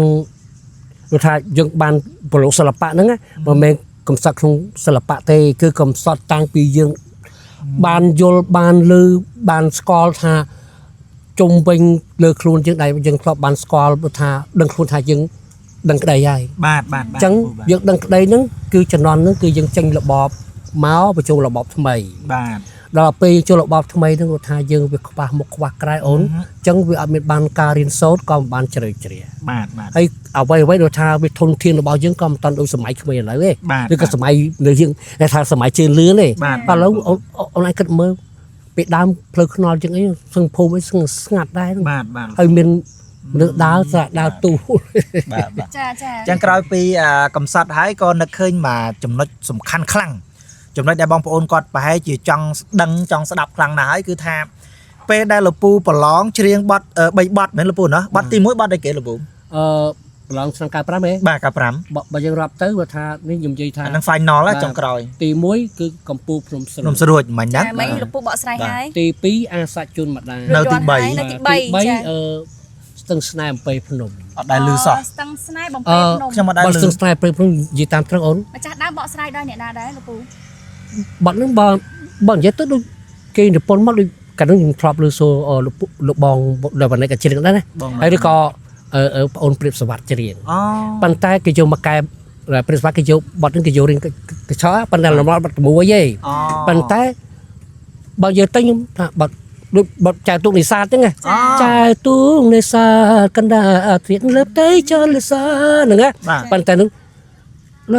អត់ចាំទេអូនបើ ភ្លេចប្រូល បាទភ្លេចរកតិច បាត់លពូប្រឡងនៅចាំទេបាត់ចុងក្រោយមិញហ្នឹងអីគេ អត់ចាំ នៅគាត់និយាយថាអត់ចាំណា អត់សូនបណ្ដោយនោះ អូដោយសារតែប្រូ គាត់ចាំតែលំនាំបត់បានន័យថាលំនាំបត់ចៅទូកនេសាទ បាទ ចាប៉ុន្តែប្រូនឹងផ្សេង ជំរាបសិនមែន បាទ អីអាប់ចោបែបផ្សែង អូ អីមិនទេ ប៉ុន្តែហ្នឹងឯងដោយសារយូរឆ្នាំហើយ យូរឆ្នាំហើយចង់ បាត់ទី ហើយបាត់ទុំផោមកឲ្យយើងស្ដាប់ហ្នឹងបាត់កប់តាំងពីមើលមានអាសាច់ជុំម្ដងនៅបាត់កំពុងសុំមានណា បាទ បាទកំពុងសុំមានបាត់គេផ្សេងច្រៀងណា បាទលពូ គេច្រៀងច្រើនអ្នកសិល្បករយើងក៏យកច្រៀងច្រើនអញ្ចឹងណា បាទ ដល់ពេលបាត់អាសាច់ជុំម្ដងគឺបាត់ពីដើមមកហើយណានេះបាត់ដែលថាខ្ញុំច្រៀងបាត់ស្ទឹងស្តាមពេលភ្នំហ្នឹងអត់ដែលលើគេផោគាត់ អូ អញ្ចឹងខ្ញុំបានដឹងលឺទេ ទៅយូរឆ្នាំ យូរទៅពីគាត់ទៅផ្លេចទាំងអស់បណ្ដោយផ្លេចអត់ប្រូសូម្បីតែអ្នកបងចៅលបរីគាត់ថាបាត់គាត់ប្រូបាត់ បាទ ប៉ុន្តែដល់ពេលគាត់ឲ្យគាត់ជឿគាត់ថាចង់ផ្លេច ត្រូវហើយត្រូវ យកទៅគាត់បាត់វាអត់បាត់ពេលថាចឹងថាសូម្បីតែយើងខ្លាំងប៉ុណ្ណាតែយើងធ្លាប់ច្រៀងហើយតែវាជួនកាលវាផ្លេចខ្លះហើយបាត់ លពូអ្នកស្រុកបាត់ដំបងអ្នកស្រុកបាត់ដំបងតើមានបទចម្រៀងណាដែលដូចថាប្រចាំបាត់ដំបងដែលលពូគិតថាជាបទមួយដែលចូលចិត្តហើយគួរតែច្រៀងណានៅបាត់ដំបងយើងតាក់ទងនឹងបាត់ស្ទឹងបាត់អីចាំដែរទេបាទបាត់លោកតាស៊ិនស៊ីសមុទ្រអីចឹង មហាសង្ក្រាន អញ្ចឹងហ៎មហាសង្ក្រាន មហាសង្ក្រានបាត់នោះថាខ្ញុំចង់និយាយថាមហាសង្ក្រានចុះគេធ្វើមហាសង្ក្រានរបៀបមហាសង្ក្រានចូលឆ្នាំចឹងហ៎ បាទ តែតាមក៏ពិតមហាសង្ក្រានពីដូនតាយើងគេដូចថារៀបបានពីផ្នែកអូន បាទ ជួនកាលមហាសង្ក្រានគឺជាការបុណ្យទានធំដូចជាយើងចាំមិនស្គាល់ណា បាទ ដល់ពេលថាទេដល់ពេលមហាសង្ក្រានច្រើនឆ្នាំមួយទៅ បាទ នេះខ្ញុំអត់តាន់យល់ទេអត់យល់ថាមហាសង្ក្រាននឹងថាយើងចំណាននេះយើងមិនមែនថាយើងចេះសពគ្រប់ទេ បាទ ភាសាថាមហាសង្ក្រានហ្នឹងគឺអ្នកខ្លះគេដឹងហើយប៉ុន្តែខ្ញុំអត់ដឹងទេតែយើងចេះតែយកបាត់ជាងតាមគេទៅមហាសង្ក្រានក៏មហាទៅណា បាទ ប៉ុន្តែខ្ញុំចង់អត្តន័យនោះចង់និយាយថាដូចថាគេធ្វើអីនៅនេះយើងកោវត្តហ្នឹងគេថាអីបើមហាសង្ក្រានអូចូលឆ្នាំហ្នឹងហើយបាទចូលឆ្នាំទាំងឯងឆ្លងឆ្នាំហ្នឹងហើយគេចង់និយាយថាមហាសង្ក្រានគឺចូលឆ្នាំចូលឆ្លងឆ្នាំហ្នឹងហើយដល់ពេលខ្ញុំអត់តន់យល់ទេក៏ខ្ញុំយកបាត់មកជ្រៀងទៅក៏ដឹងថាមហាសង្ក្រានដល់ពេលទៅឥឡូវគឺទុំដឹងថាមហាសង្ក្រានឆ្លងឆ្នាំជាមួយបានយើងដឹង បាទ បានថាបានខ្ញុំចាប់ថាមហាខ្ញុំបានថាអត្តន័យមហាសង្ក្រានខ្ញុំចង់ដឹងថាមហាសង្ក្រានបាទដឹងថាគេចង់និយាយអត្តន័យថាជាការចូលឆ្នាំឬក៏ការស្អីចឹងណា ឆ្លងឆ្នាំ បាទខ្ញុំ ចូលឆ្នាំហ្នឹង បាត់ហ្នឹងដែលខ្ញុំឮមុនដំបូងគេហើយដែល ហ្នឹងចំណងជើងមហាសង្ក្រានទៅមែនលោកពូក៏មិនដែរ អ្នកខ្លះថារំលឹកស្ទឹងសង្កែ អូបាត់នេះមហាសង្ក្រាន អូបាត់number 1ណាកា ចា តាមកប៉ិតបាត់ហ្នឹងគេថារំដួលដងស្ទឹងសង្កែ អូ ចម្លងជើងគេមាន2ដល់លើក្រោយគេដាក់មហាសង្ក្រានថាមហាសង្ក្រានដោយអត់ត្រូវបាត់ទៅរំដួលស្ទឹងសង្កែបានត្រូវ បានត្រូវ ប៉ុន្តែដល់ពេលគ្រប់ម៉ាត់មិនអាចជាងបាត់មហាសង្ក្រានអត់ អូ គ្រប់ម៉ាត់ជាមហាសង្ក្រានអត់ ចំនួនមុនចំនួននេះនិយាយមហាសង្ក្រានគេអត់នេះទេគេអត់ស្គាល់គេស្គាល់តែរំដួលដងស្ទឹងសង្កែ អរេបងអូនសុំទៅចង់និយាយចេះបត់មហាសង្ក្រានហ្នឹងណាចាស់ពីដើមគាត់ធ្លាប់ទៅលើមហាសង្ក្រានអញ្ចឹងហ៎ដល់ពេលគាត់គឺជប់វិសារត់តែចង់ឲ្យជើងបត់មហាសង្ក្រានមួយថាខ្ញុំចេះដល់ពេលចំណងជើងគេពីដើមរំដួលដងស្ទឹងសង្កែវាបាត់ចំណងជើងគេទៅវាបានតាមមហាសង្ក្រានឯងយកបាន មនុស្សយើងចេះកន្លែងណាដែលស្រួលហៅក៏ហៅហ្នឹងទៅអញ្ចឹងគេថា ហើយដល់ពេលក្រសួងខាងឬអាចចេះជ្រឹងបត់រំដួលស្ទឹងសង្កែអត់ចេះទេអត់ចេះទេ តាមពិតបត់មហាសង្ក្រាន សង្ក្រានហើយ ក៏គេហាមថាមហាសង្ក្រានច្រើនឆ្នាំមួយទៅអឹងបាត់ខ្ញុំចេះតា ចាចាំបានន័យថាចេះ ពីជំនាន់មុនគឺគេនិយមហៅបទរំដួលដងស្ទឹងសង្កែហ្នឹងគឺថាគេហៅថាមហាសង្ក្រាន្តកាត់ចឹងទៅចាតែក៏ប៉ុន្តែនៅក្នុងបច្ចុប្បន្ននេះភាគច្រើននិយាយមហាសង្ក្រាន្តគេអត់ស្គាល់ប៉ុន្តែបើសិនជានិយាយចំណងជើងរំដួលដងស្ទឹងសង្កែគេដឹងចាឥឡូវកុំឲ្យខាត់ពេលវេលាយូរសូមអញ្ជើញអារម្មណ៍ពុកម៉ែបងប្អូនចាស្ដាប់ជាមួយនឹងបទចម្រៀងរំដួលដងស្ទឹងសង្កែចាសូមអញ្ជើញបាទអរគុណ 1 2 3 មហាសង្ក្រាន្តច្រើនឆ្នាំមួយទៅទ្រូងសែនมองសៅនឹកព្រួយក្រែងពៅឆាប់ភ្លេចរឿងដើមរឿងបាត់ដំបងចងតងដង្ហើមការជួបស្រីឆ្នាំរដូវសន្សើមការីស្គូស្គីអូនដើរក្រុមក្នុងស្ទឹងសង្ការភាគដូចដួងខាប៉លខួនមានស្នេហ៍នេត្រាងនៅពនរាយហាត់ថាខ្ជិលហក់សក់ខ្មៅរំសាយបងគុណម្នាយក្លែងខ្លួនឆោមឆាយរាយសំណាញ់ស្នាចិត្តត្រកអើយកុំបាញ់គូអីនៅក្នុងលោកីស្រីឡគ្មានទេ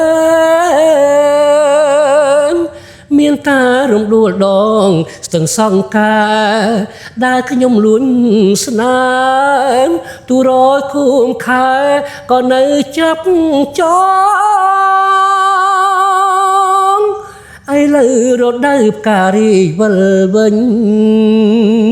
ទ្រូងសែនតោមនិញព្យុះកម្មបោកដាច់បាត់ការមួយតងត្រីក្រឹមអូនស្លាប់នៅក្នុងដបបងលិខិតនួនអងបងសូមទ្របក្នុងដែលស្លាប់ក្នុងភ្នំអូយបាទអរសម្ដែងលពូគឺព្រោះបែបរបស់គាត់ហ្មងទោះបីតែគាត់ច្រៀងបទលោកតាសិនស៊ីសមុទ្រមែនក៏ទឹកដមរលកសំឡេងរបស់គាត់គឺព្រោះបែបគាត់ហ្មងចាបែបលពូសុនប៊ុនរិទ្ធហ្មងចាសំឡេងលោកពូល្អយ៉ាងនេះនេះខ្ញុំក៏ភ្លេចសួរទៅសាកសួរពាក់ព័ន្ធជាមួយនឹងការដែលលោកពូប្រឡងជាប់ភ្លាមការជំនាន់ហ្នឹងមានគេថាតាមផលិតកម្មទៅតាមកម្មវិធីអីផ្សេងបានអញ្ជើញលោកពូជារឿយទេដូចខ្ញុំនិយាយដូចពូនិយាយចឹងណាបាទដូចថាការនោះដូចថាអត់មានអីទំនាក់ទំនងទេអញ្ចឹងពេលយើងជាប់ភ្លាមភ្លឹបធម្មតា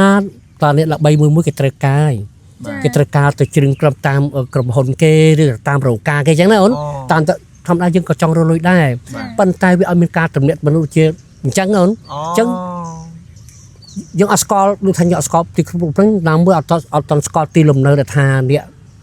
តន្ត្រីកណាអីទេអត់ស្គាល់ទេនិយាយចាំគឺលោកពូអត់មានតំណែងជាមួយនឹងបណ្ដាញណាទេចាំន័យថាអត់មានអ្នកស្គាល់លោកពូទេពេលដែលលោកពូប្រឡងហើយគឺហើយទៅអត់មានគេមិនន័យថាបើគេចង់រកលោកពូគឺអត់ដឹងថារកតាមណាទេដល់ពេលខ្ញុំជាប់ហើយបានលោកពូហងសុតណាលោកពូហងសុតដែលគាត់នៅរោងកុនអាលុចហ្នឹងណាពេលអ្នកកឹមគុនធាកឹមគុនធាបាទកឹមគុនធាដៃគូប្រឡងលេខ1ទូទាំងប្រទេសជាមួយខ្ញុំហើយបែកខនារីបាទចាប់លេខ1ចាទៅក៏គាត់នឹកឃើញថាគុនធាក៏គ្នាអត់ខ្ញុំក៏អត់បាទចុះ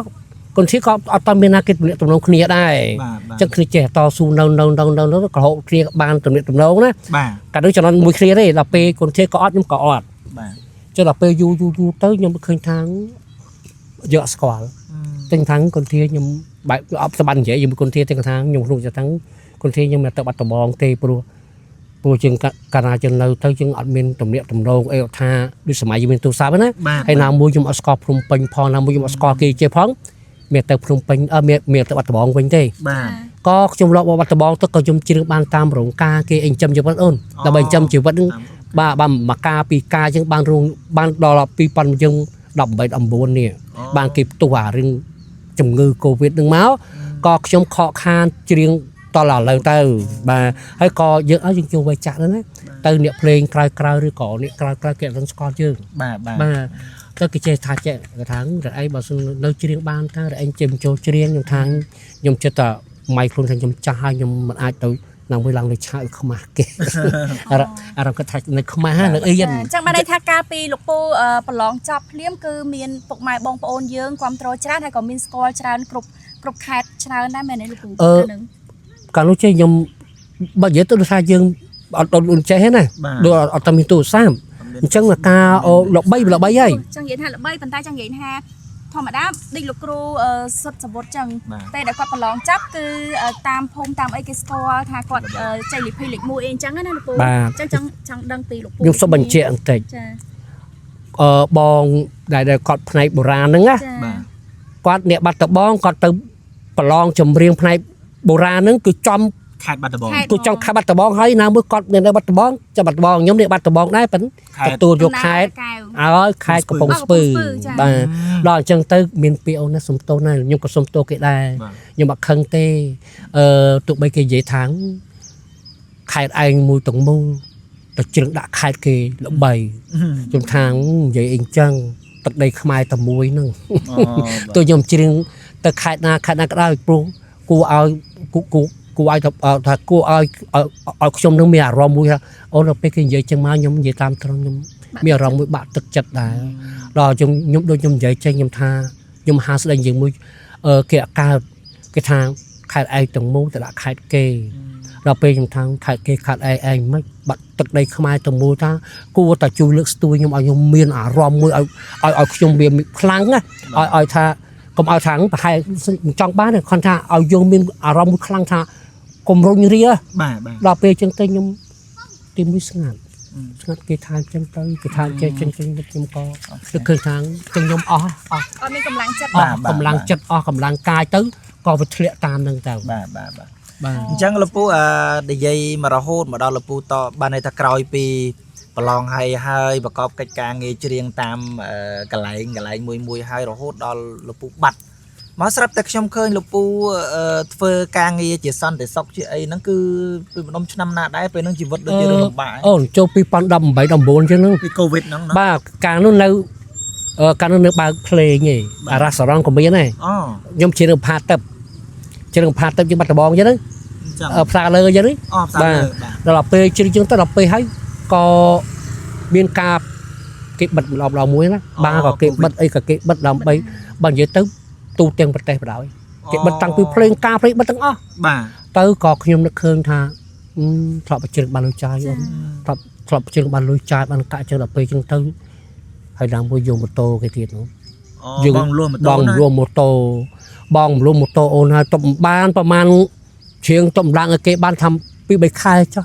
សត្វតែពេលវាផ្ទុះខ្លាំងពេកទៅអូនហើយក៏អូម៉ូតូទៅឲ្យគេវិញគេថាយើងបងគេមកថា300ចឹងហី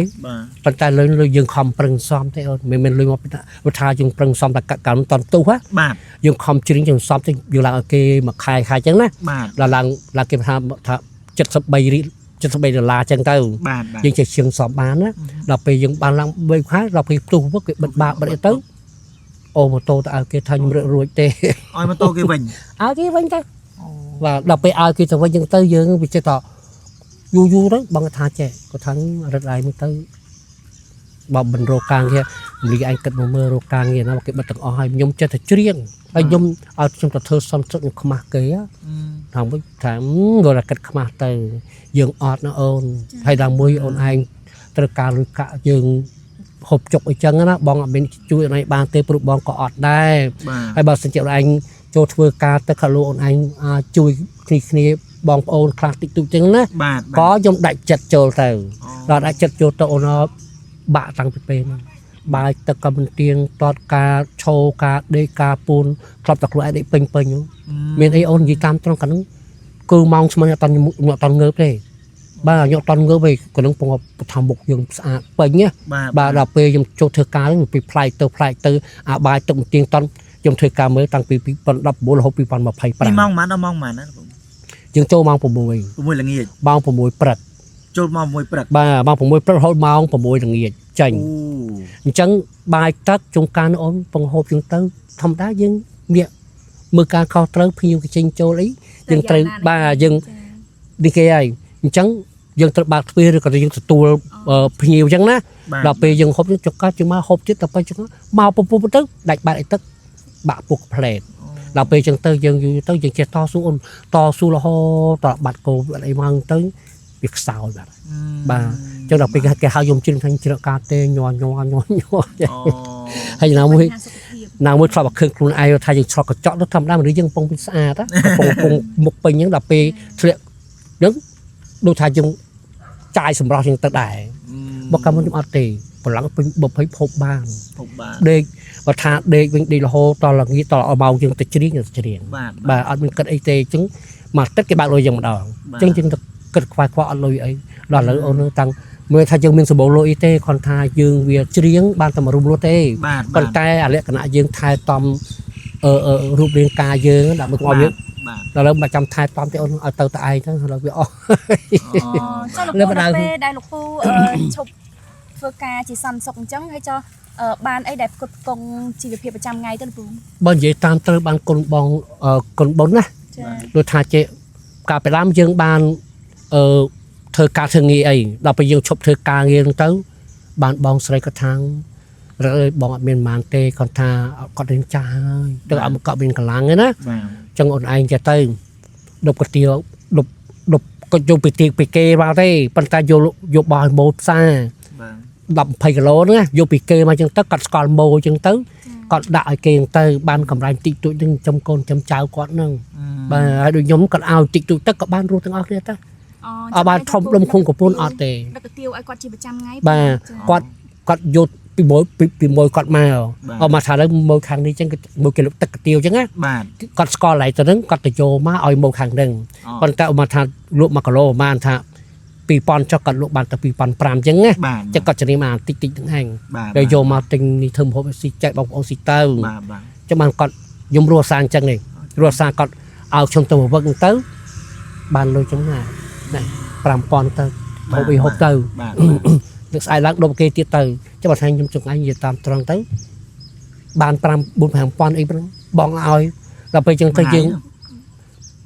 មួយថ្ងៃហ្នឹងស្អែកឡើងដុំទៅ5000ទៀតបានហូបចុកគាត់ថាលៀងទៅហូបតាមតារាជួនកាលក៏គាត់មានសឡមអីទៅគាត់ហូបមកឲ្យយើងហូបទៅណាយើងជួយគាត់ទៅឥឡូវគាត់រកសក់បានទេព្រោះថាគាត់ធ្លាក់ហើយឥឡូវមេថាមេថាតកែគាត់គាត់ថាលំសើដាច់ដែរចាំនឹងតាមពិតទៅបងប្អូនទាំងនេះជាទូទៅខ្ញុំកាលណាសម្ភាសខ្ញុំជួយចិត្តនិយាយលេងបែបសប្បាយទៅដល់ពេលដែលស្ដាប់លោកពូជីវិតកំសត់តស៊ូទៅវាយឹងនឹកឃើញអាយើងពិបាកដែរពីមុនមកគឺរស់សប្បាយវាអត់ចេញរស់និយាយសប្បាយអត់ចេញបានសុំកាប់សៅបន្តិចចឹងបានជួនកាលបងប្អូនដែលមកសុភាខ្ញុំហ្នឹងណាគាត់ថារត់អញមិនអត់ចេះកំសត់អត់ចេះទឹកភ្នែកអត់ចេះដូចគេចឹងខ្ញុំថាខ្ញុំទឹកភ្នែកខ្ញុំបើខ្ញុំមកខ្ញុំលេងនិយាយហើយព្រោះតាកាណានិយាយយូរទៅខ្ញុំនឹកឃើញថាយើងវានេះពេកហើយនឹកឃើញថាអ្វីដែលយើងជួបយើងទៅទទួលស្គាល់បាទអ្វីដែលយើងមិនជួបទេអានឹងនិយាយថាពីដើមមកយើងថាវ័យយើងនៅការសប្បាយកាអញ្ចឹងណាដល់ពេលយើងចូលវ័យអាយុ50-60យើងគិតទៅអីដូចនិយាយអញ្ចឹងថាផ្លូវយើងទៅមុខអត់មានផ្លូវអីទេបើទៅវាអស់វាអស់ហើយអញ្ចឹងដូចថាបើសិនជាមានបងប្អូនពុកម៉ែដែលថាគាត់នៅក្រៅប្រទេសនៅក្នុងប្រទេសអញ្ចឹងណា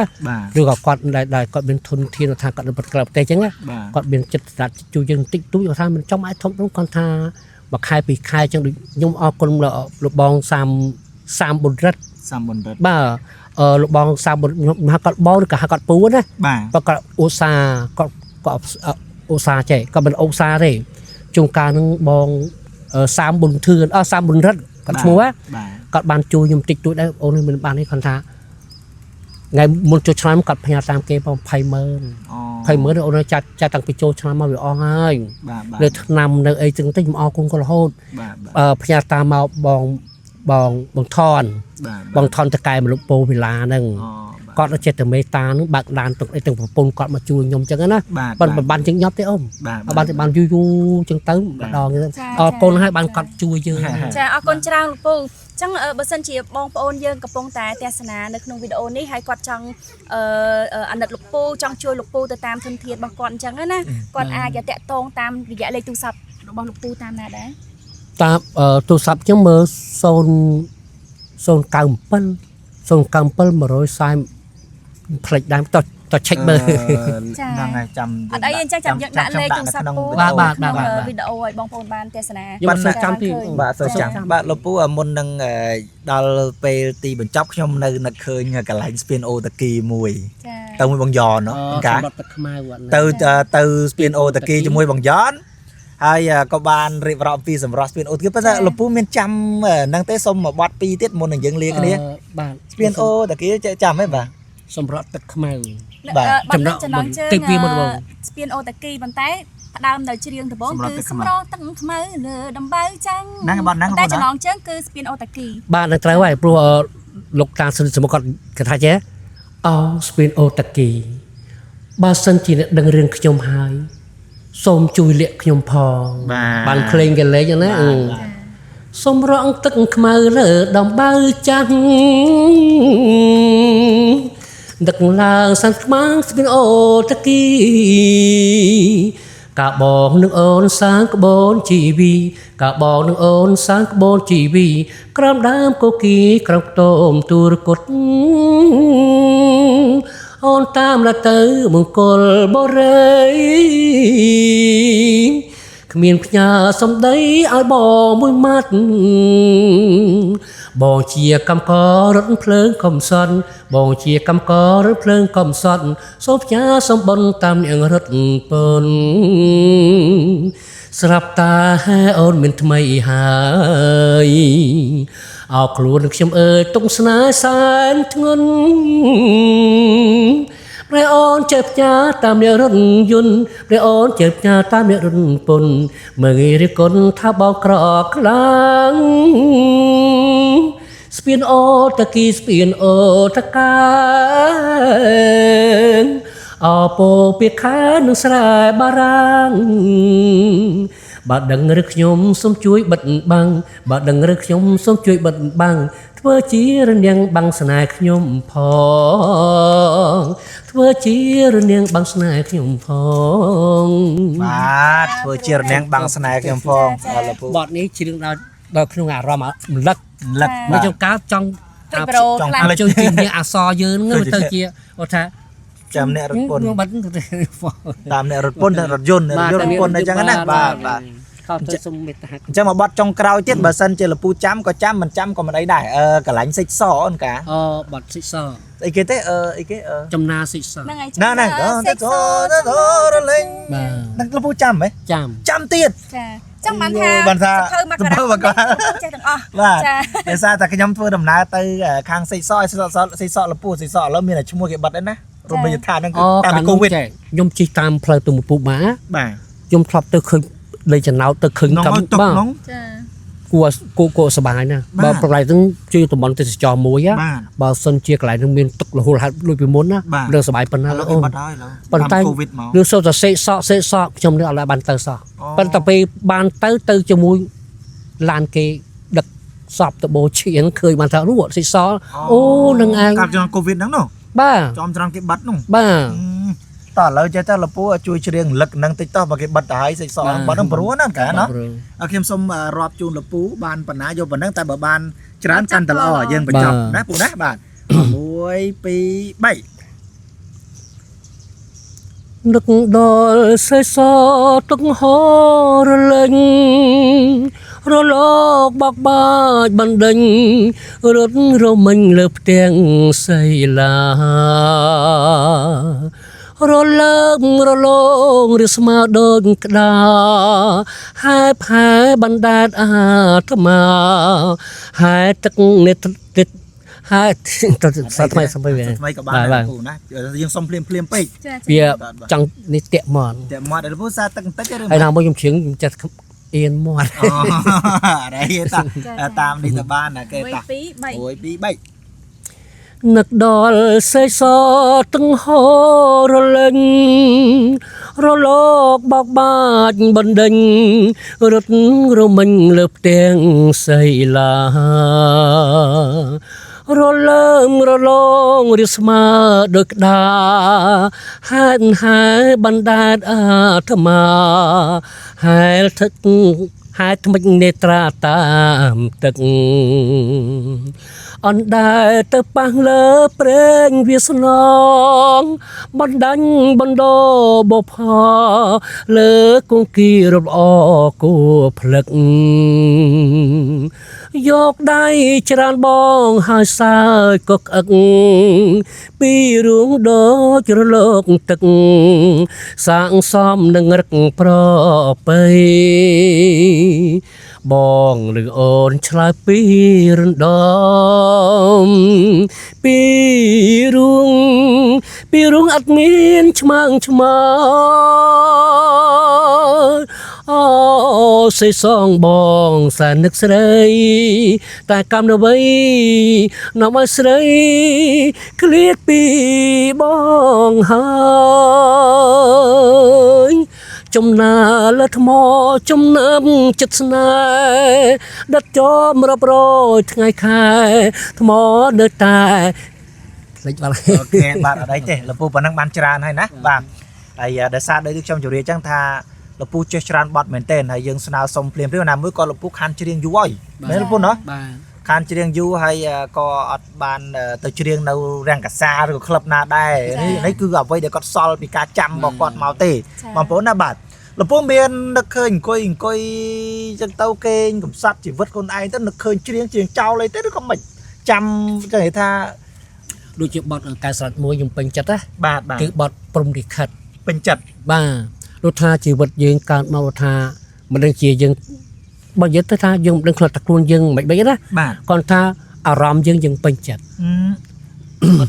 បទកែស្រាច់គឺបទព្រំលិខិតបាទលពូដាក់ប្រហែលឃ្លាមកយើងមេកាន់អសូរយាហើយតោះ1 2 3អូនណាព្រំលី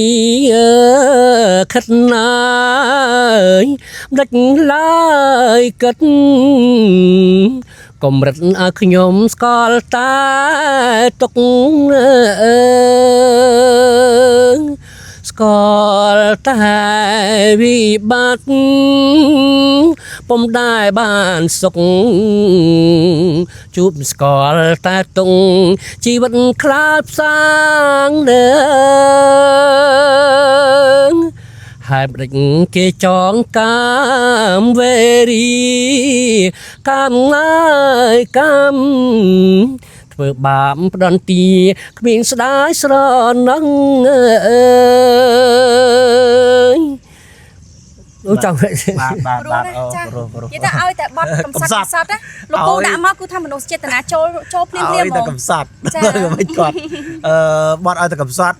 គឺរលកសលេងរបស់គាត់គឺនៅតែអញ្ចឹងចាហើយលពូបើហើពីដើមវីដេអូមិញតើតោនឹងបត់លោកតាសុំម៉ាត់មិនទេគាត់ថាគាត់នេះក៏អត់សូវចាំដែរអត់សូវចាំដែរប៉ុន្តែមួយទៀតបត់អីខ្លងខែហែកលោកហ្នឹងហើយខ្លងហែកខ្លាច់លោកបាទយ៉ាបត់អីបត់ចន្លងជើងអីគេចន្លងជើងប្រកបគឺបត់ខ្លងខែហែកលោកចឹងហីចន្លងជើងមិនទៅលពូសិតជាកំណត់ចាំបងប្អូនយើងជួយខមមិនបណ្ដោយទៅបាទនេះតើអស់សេចក្តីតែម្ដងតោះ1 2 3ខ្លងខែហែកលោកទូចសោកស្រណងស្ដាយរួមសំផស្ដាយឈ្មោះជីវងភ្លេងកាំនាំកាយឲ្យឆ្ងាយភ្លេងកាងឆ្ងាយទៀងបត្រាស្នេហាផែងក្ដីស្ទឹងកំពងស្ពឿងបងលឺតតយំអាត្រៀនភ្លៀងធំមុំរីរប្តីទុំនប់ព្រេចណោនជូដោនកលជ្រៃមិនគូលកកៃប្រឡាយម្លោផលចំរៀងមរឡងទូញប្រាប់នេះព្រៀនលឹកបាញ់បំពេញសូភៈមង្គលបាញ់មួយ ទុកមួយឲ្យទ្រង់សោកសល់ដឹកឡើងអំពលស្គាល់តែទឹកភ្នែកងើយរៀបការកំសត់នៅបាត់ដំបងឥឡូវបង្កងជីវិតបាំងបែងនេះគឺរឿងខ្ញុំត្រនំទឹកភ្នែកយំប្រាប់ជើងមែងរំលែកទុកផងអើយ ចាព្រោះណាបាត់ក្នុងក្រោយនេះគឺថាពីរោះមែនតើលោកគ្រូ បាទព្រោះ ចាឲ្យតែបាត់កំសត់ដូចនិយាយចឹង ឲ្យតែកំសត់ លោកពូបកស្រាយមកនេះខ្ញុំចូលអារម្មណ៍ជាមួយហ្មងមិនមានអារម្មណ៍ថាចង់ឲ្យលីងអឡង លេងអឡង ចឹង ជាមួយ ចូល បាទ តួ បាទ ចា អរគុណមែនតើលោកពូគាត់ថាជីវិតគាត់កំសត់ហើយតែគាត់មិនចង់កំសត់ទេតែគាត់កំសត់និយាយអត់ចេញក៏អត់និយាយហ្មងយំណាស់អូខេបងប្អូនអនការណាឲ្យលោកពូហើយក៏សូមអរគុណលោកពូដែរណាបាទដែលបានបង្ហើរសម្ដែងជាច្រើនបទហើយរៀបរាប់អំពីប្រវត្តិនៃការតស៊ូជាហូរចាហែមកហើយបានមកជួបគ្នានៅវត្តកដាលនេះណាអនការណាបាទ ចាលោកគ្រូចាអរគុណច្រើនហើយដោយសារតែពេលវេលាយើងមានកំណត់យើងក៏ចង់សាកសួរលោកពូបន្តទៀតហើយលោកពូក៏ចង់បង្ហាញពីគេហៅថាបទចម្រៀងពីរោះជាច្រើនជូនដល់ពុកម៉ែបងប្អូនទៀតក៏ប៉ុន្តែដោយសារតែមេឃគេហៅថាសូរិយាកាន់តែអស់ស្ដង់គុតហើយចាអញ្ចឹងក៏យើងសូមចាសូមគោរពលាបងប្អូនត្រឹមប៉ុណ្ណេះសិនបើសិនជាមានពាក្យសម្ដីលើសលួសខ្វះខាតដោយកាត់ឡើងដោយអចេតនាក៏សូមខន្តីអភ័យទោសយើងខ្ញុំទាំងអស់គ្នាសូមអរគុណសូមគោរពលា អនការយើងសភាលោកពូហើយមិនដែរអារម្មណ៍មិនដែរ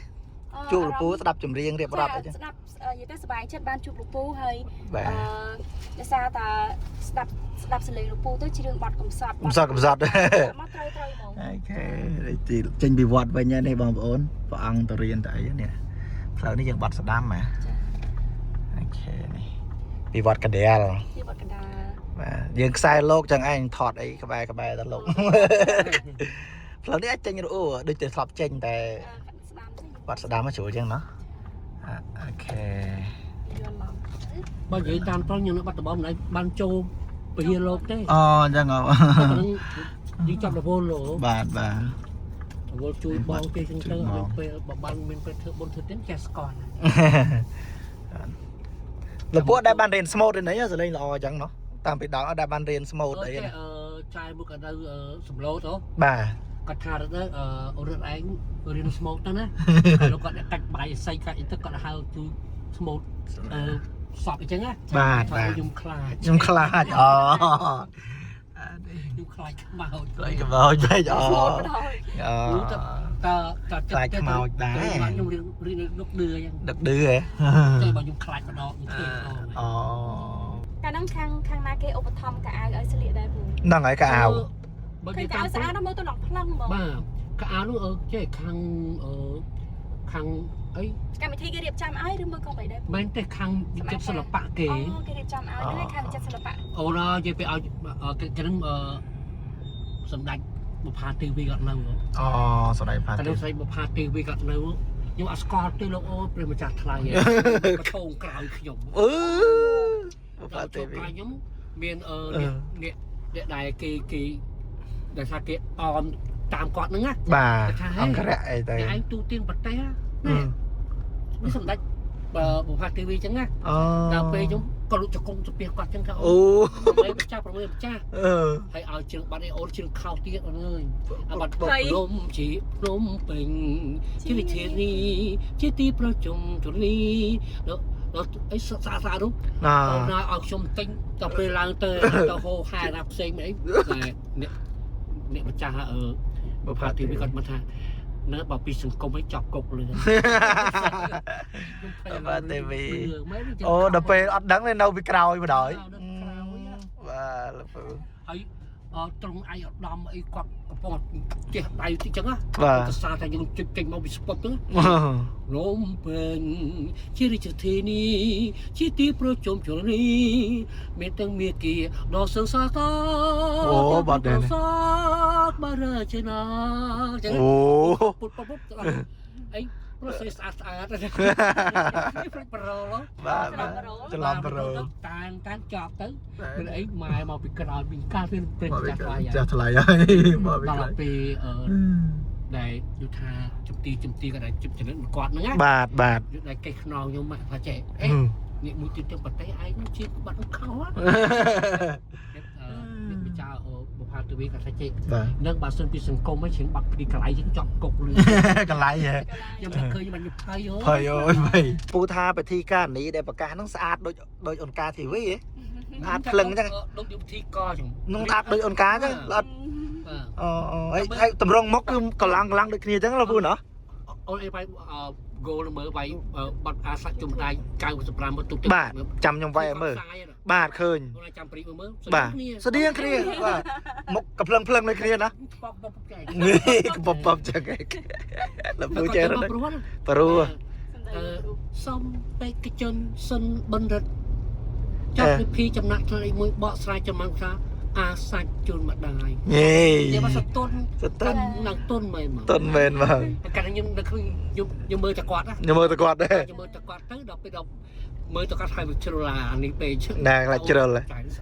ស្អាតដែរស្អាតដោយធម្មជាតិរបស់គាត់ណា បើឡើយគាត់វៃអើយ នឹងនៅណាnóចង់រកជួបគាត់ដល់ទីនឹង ស្អាតមែនគាត់ បាទ ជាព្រៃទៀត អូយម៉ា សូម្បីតែអ្នកមើលថាចៅស្អាត ចៃស្អាតអូស្ទឹងខៀវហ្នឹងគឺនៅទល់មុខផ្សារណាត់ហ្នឹង ហ្នឹង លោក មកចំហៀងនោះមកអាកន្លែងពួកលោកចោះដើរនោះ ហ្នឹងគេហៅស្ទឹងខៀវអូ ចាំតាមថ្នោត ចឹងអត់មានបទចម្រៀងស្ទឹងខៀវលោកពូណា ចុះនេះហ៎ទឹកហូរបាត់ទៅសរទឹកភ្នែកលងថ្លា អូ អីដែលមានរូបកាត់ជ្រៀង អូ ទឹកហូរបាត់ទៅសរនៅទឹកភ្នែកលងថ្លាបានស្ទឹងខៀវចំណងជើង អូស្ទឹងខៀវ ដល់ឥឡូវលេងមានស្ទឹងខៀវគឺស្ទឹងសង្កែមទៅមកជួរហ្មង បាទ ចុះលោកពូចេះបទអីគេចៅទូកនេសាទហ៎ ចែទូងនេសា កណ្ដាល ទៀងលើទៅជើលេសាក្រំពលឺច័ន្ទថ្លាភ្លេចអត់ទៅ នឹកកើតាទេនឹងថ្នមបី កំពុងចាំមកលោក អូផ្លេចបទដែលពូថ្នាក់ចឹងគេបទអីគេតោះនិយាយថាថ្នាក់ចាំរហូតដល់ឥឡូវវាបទអាសាជុំដែរហ្នឹងណាឧស្សាហ៍ច្រៀងណា ប្រទេសគេសាសុភា អូសាសុភាទៅក៏ចាំទៅ តែគេមកទៅគេ អាសាជុំដែរ ចង់ស្គាល់បទហ្នឹងណា អូ ដែលយើងមានស្របចិត្តចំណាត់ខ្លះតែបងប្អូនមកសុភាខ្ញុំចឹងណា បានន័យថាបទថ្នាក់ហើយហ្នឹង ហើយគ្រឿងចង់ច្បាស់ទៀត អត់សូវចង់ច្បាស់ទៀតអាសាជុំម្ដាយ ស្ដាយបើសិនខ្ញុំវ័យចំនួនចេះជាង95ជាងខ្ញុំចង់ប្រួយមកវិញ ចង់បរួញពេលវេលាមកវិញហ៎ តែឃើញប្រួយស្អីតែគេថាតកើតមុនចាស់មុនហើយ កាត់មុនចាស់មុនហើយបាទ ចាស់ក្រោយគេចាស់ក្រោយ កើតក្រោយចាស់ក្រោយអីអត់ឯកាលហ្នឹងលពូដូចថាសក់នេះហ៎